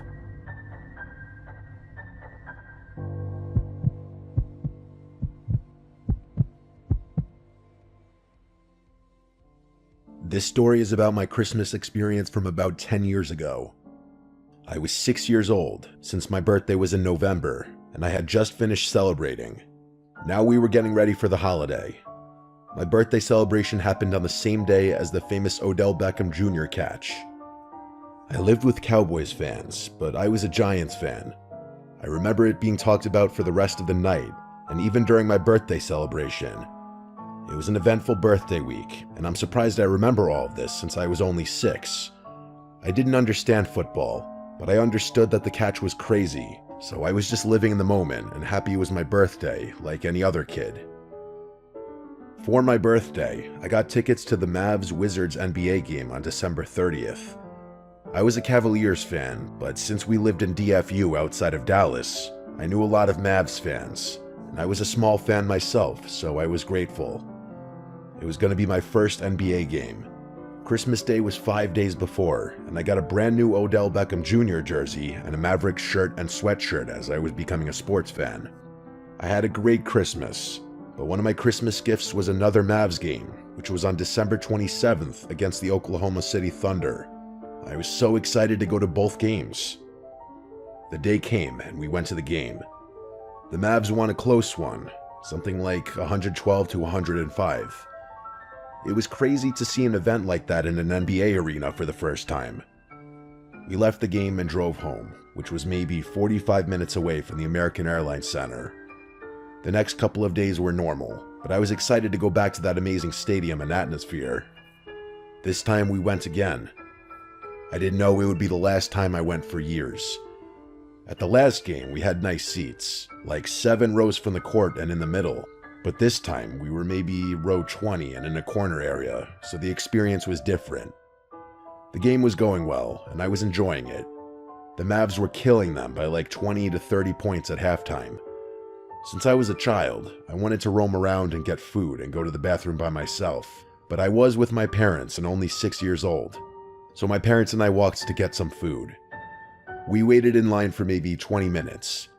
My dad went to another restaurant inside the arena to get different food, and I stayed with my brother who was waiting in line to pay. As we talked to the worker, I walked away to throw out some of the candy they bought me before the game.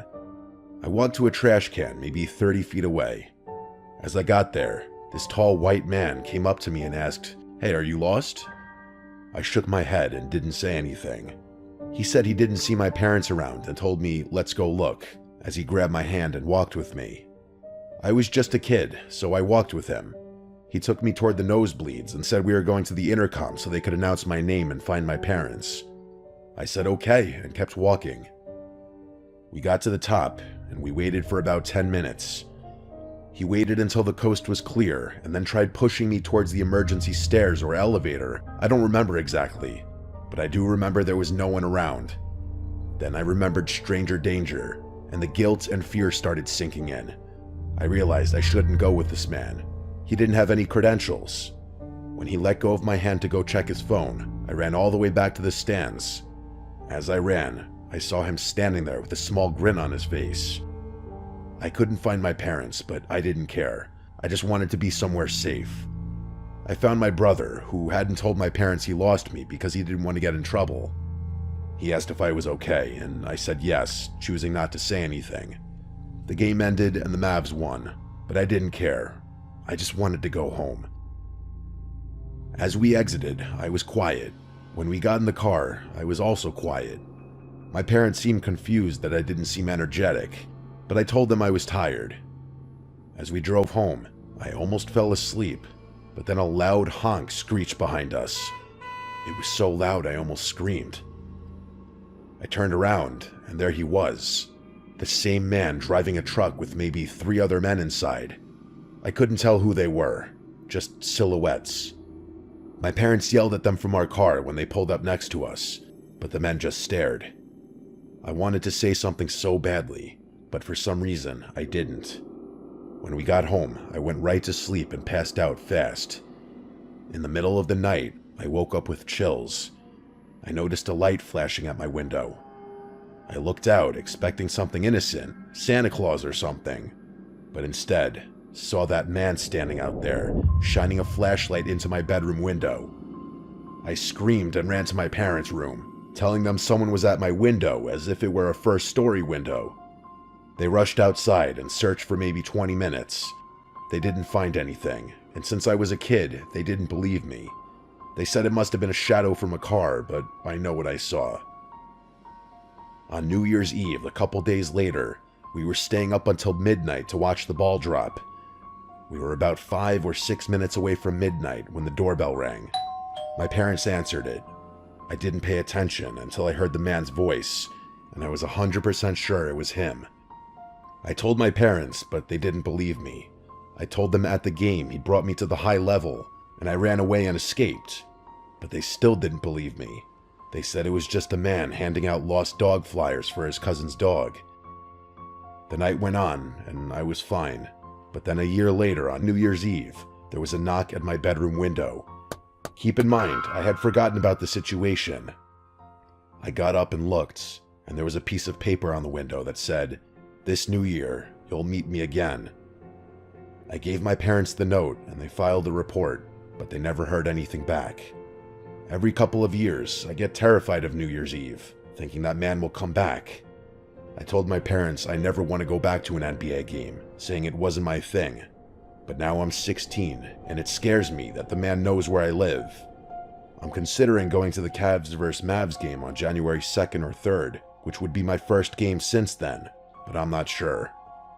This experience scared me away from basketball and made me always close my curtains.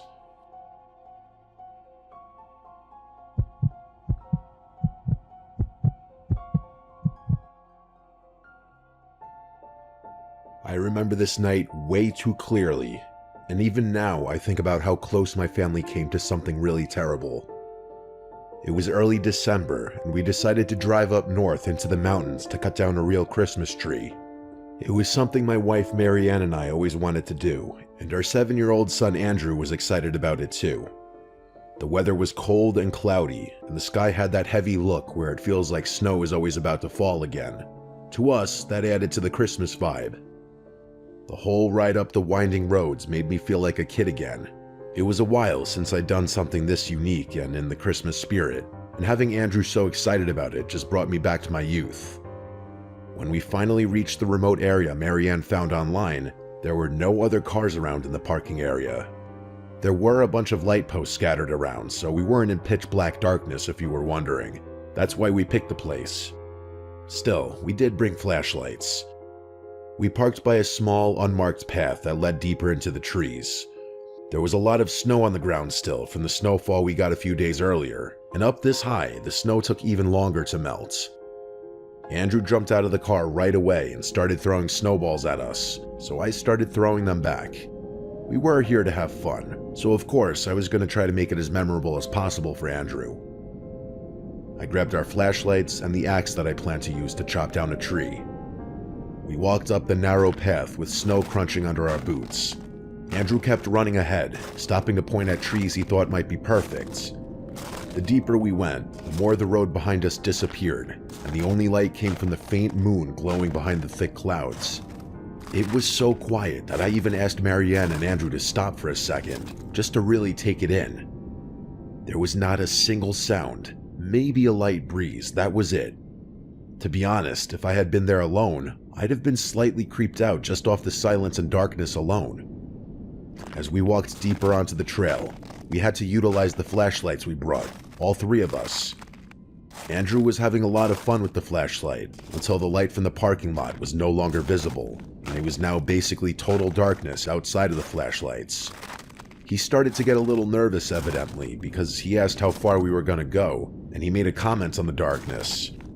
I kept feeling like someone was watching us or like something was walking behind us, but every time I turned around, there was nothing but the empty snow path. About 10 minutes in, we finally found a spot where the trees were tall and full. Andrew ran around them in circles looking for the best one.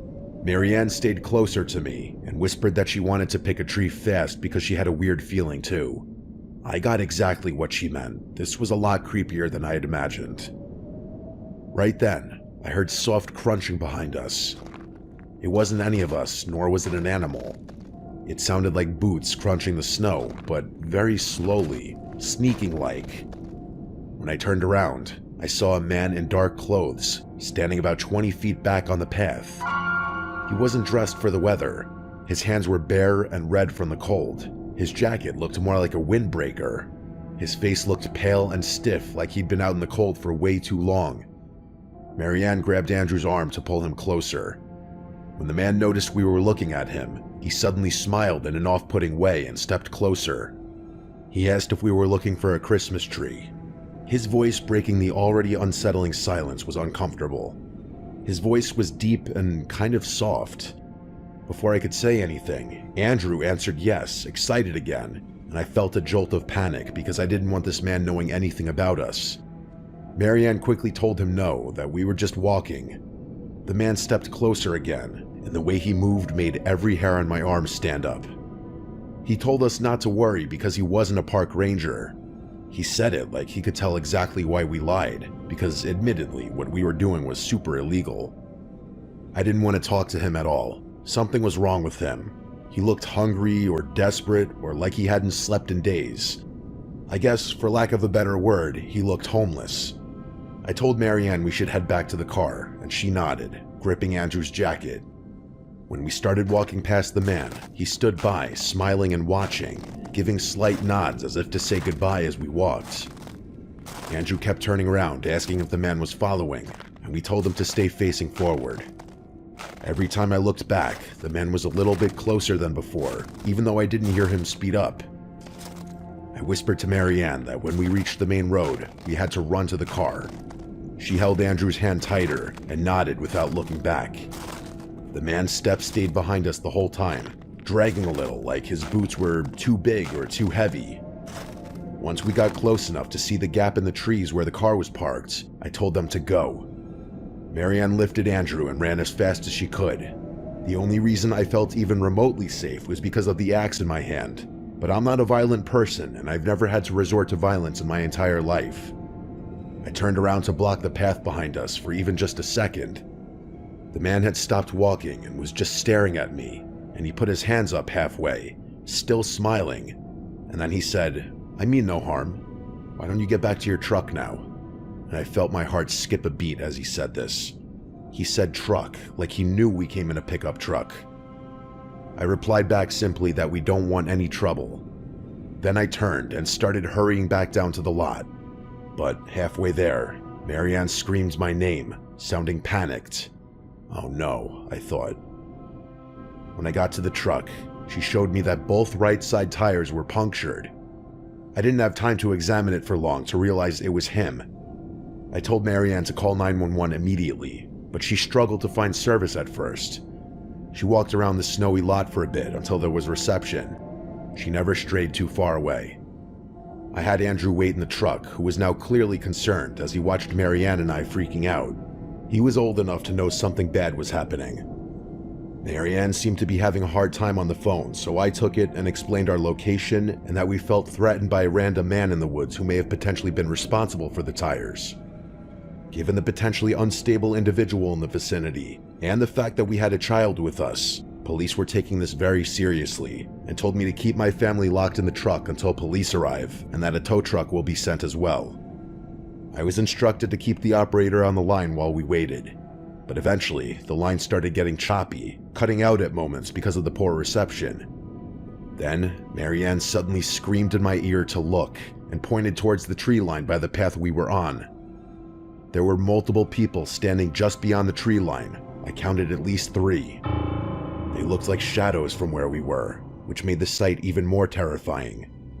It was like we were being stalked and hunted. Then 2 of the people started walking closer. I told the operator, and she said something that really made me uncomfortable.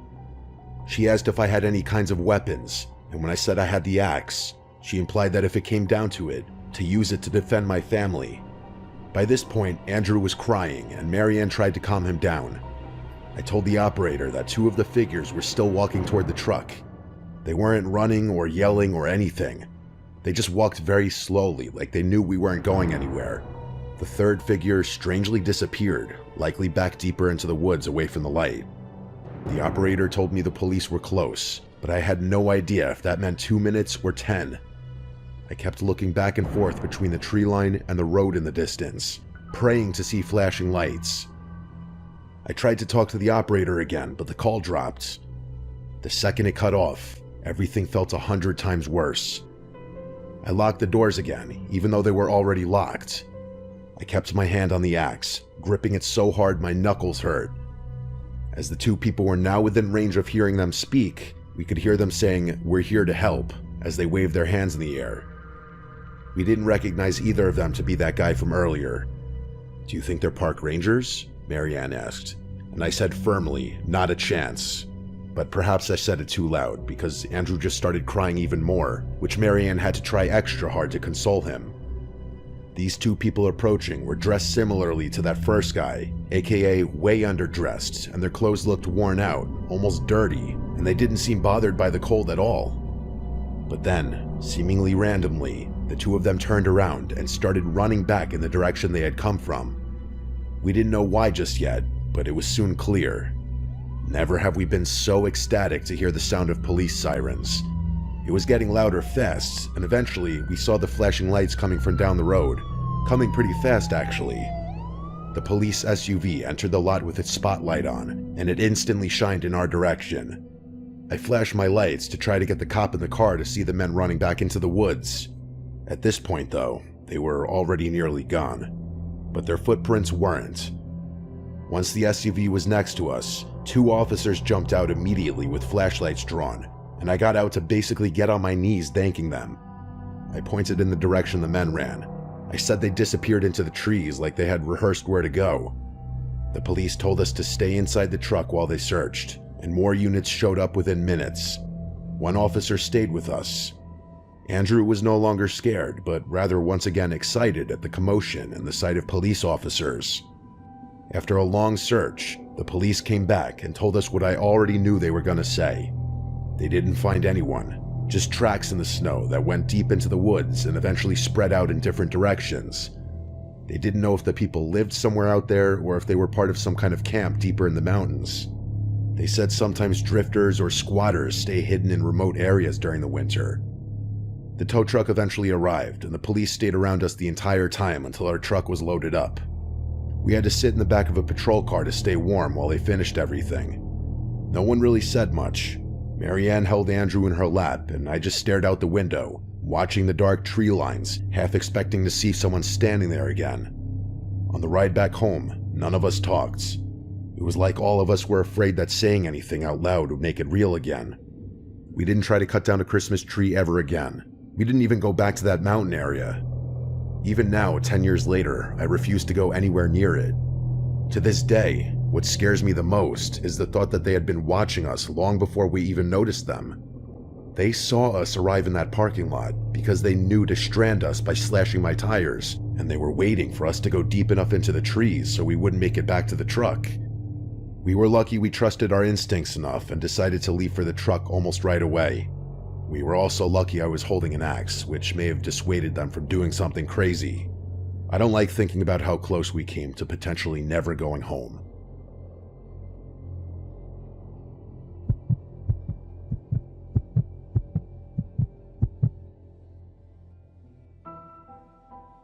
I still think about this one night from when I was 9 years old. It was a few days before Christmas. My parents both had things to do that night, and since I was almost 9, they felt okay leaving me home for a little bit. My mom had to run to the grocery store to get some stuff for Christmas dinner, and my dad was working late like he usually did in December. I was sitting on the couch watching a Christmas movie probably, and eating cookies by the fireplace and tree. Outside, it was already dark, even though it was still relatively early, and I remember the Christmas lights flashing on the houses across the street. It was normal, until the doorbell rang. The only reason this made me stop and look was because it was rather late and random for someone to ring the bell, and my mom always told me never to answer the door when I was alone. My parents never ring the bell, obviously, since they have keys. I got up and walked to the door anyway because I wanted to look through the peephole. When I put my eye up to it, I saw there was a man standing on the porch wearing a Santa Claus suit. It was the full thing, too. The red coat, the hat, the beard, everything. But he didn't look like a normal, friendly Santa. He wasn't holding anything besides what looked like a clipboard, and he was standing way too close to the door like he was waiting for me to unlock it. I didn't know what to say at first, so I just kind of whispered, "Who is it?" The man moved his head a little closer to the door like he was trying to see through the peephole or hear me better, and in that moment, he figured out right away that I was a kid. He did, I guess, what was his best Santa impression, as he said he was Santa and that he had gifts for me, and that I should open the door. At 9 years old, I wasn't stupid, and I didn't believe in Santa anymore. My parents taught me about strangers. I told them to go away and that I didn't need anything, and I tried to sound brave, but my voice cracked. The man went silent for a second, and then he asked me if I was home alone. As soon as he said that, I knew to walk away. I instantly felt stupid for even letting him know I was home. I didn't answer him. I stepped back from the door and walked fast to the living room because I suddenly felt too scared to stand near it. I sat on the couch and grabbed a pillow and stared at the TV like acting normal would make the fear go away. But then I heard the doorknob twist. He was testing if the door was locked. I wanted to scream for help, but nobody was home. I waited and hoped he would leave, but a moment later, I heard another sound from the back of the house. It was the back doorknob twisting. It happened so fast after the front door that I bet he ran around the house to the back. That door was even weaker than the front one, and we almost never used it. I felt frozen in place, and all I could think about was that my house only had 2 doors and this man was trying both. I ran to the kitchen and grabbed the phone and dialed my mom's number. When she answered, I started talking really fast, trying not to cry. I told her someone was trying to get into the house and he was dressed like Santa. My mom got serious right away and told me she was coming home right now and that I should not open any doors no matter what. She told me to stay in the living room and keep the curtains closed. I sat on the floor behind the couch where I couldn't be seen from any windows, and I stayed completely still. I kept hearing small noises outside, like footsteps or light taps, just some forms of sounds indicating that someone was still there. Eventually, they stopped, and not long after, I heard a car pulling into our driveway, and I knew it was my mom because I recognized her squeaking brakes.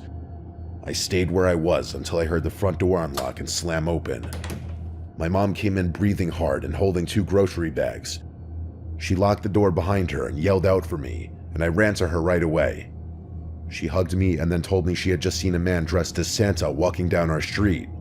She said she slowed her car down when she saw him, and she yelled at him out the window asking what he was doing. The man told her he was going door to door asking for donations, but she didn't believe him for a second. She said he looked nervous and that he walked away fast when she started yelling. My mom told me she was proud of me for not opening the door and for calling her right away. She called the police and reported the man, and I'm sure police at the very least surveyed the area. We never found out if he was arrested or if he just disappeared into the neighborhood. 2 neighbors did say, though, that the man knocked on their doors asking for donations, though they said it seemed like a scam. Regardless, that doesn't change the fact that he tried to get into our house where he knew a little boy was home alone. I still think about that night every year around Christmas when I see Santa decorations. I just remember being 9 years old and knowing that man on our porch was not Santa and that he wanted something else. I guess I was lucky the doors were locked and my mom got home when she did. What would have happened if that door was unlocked is terrifying to think about.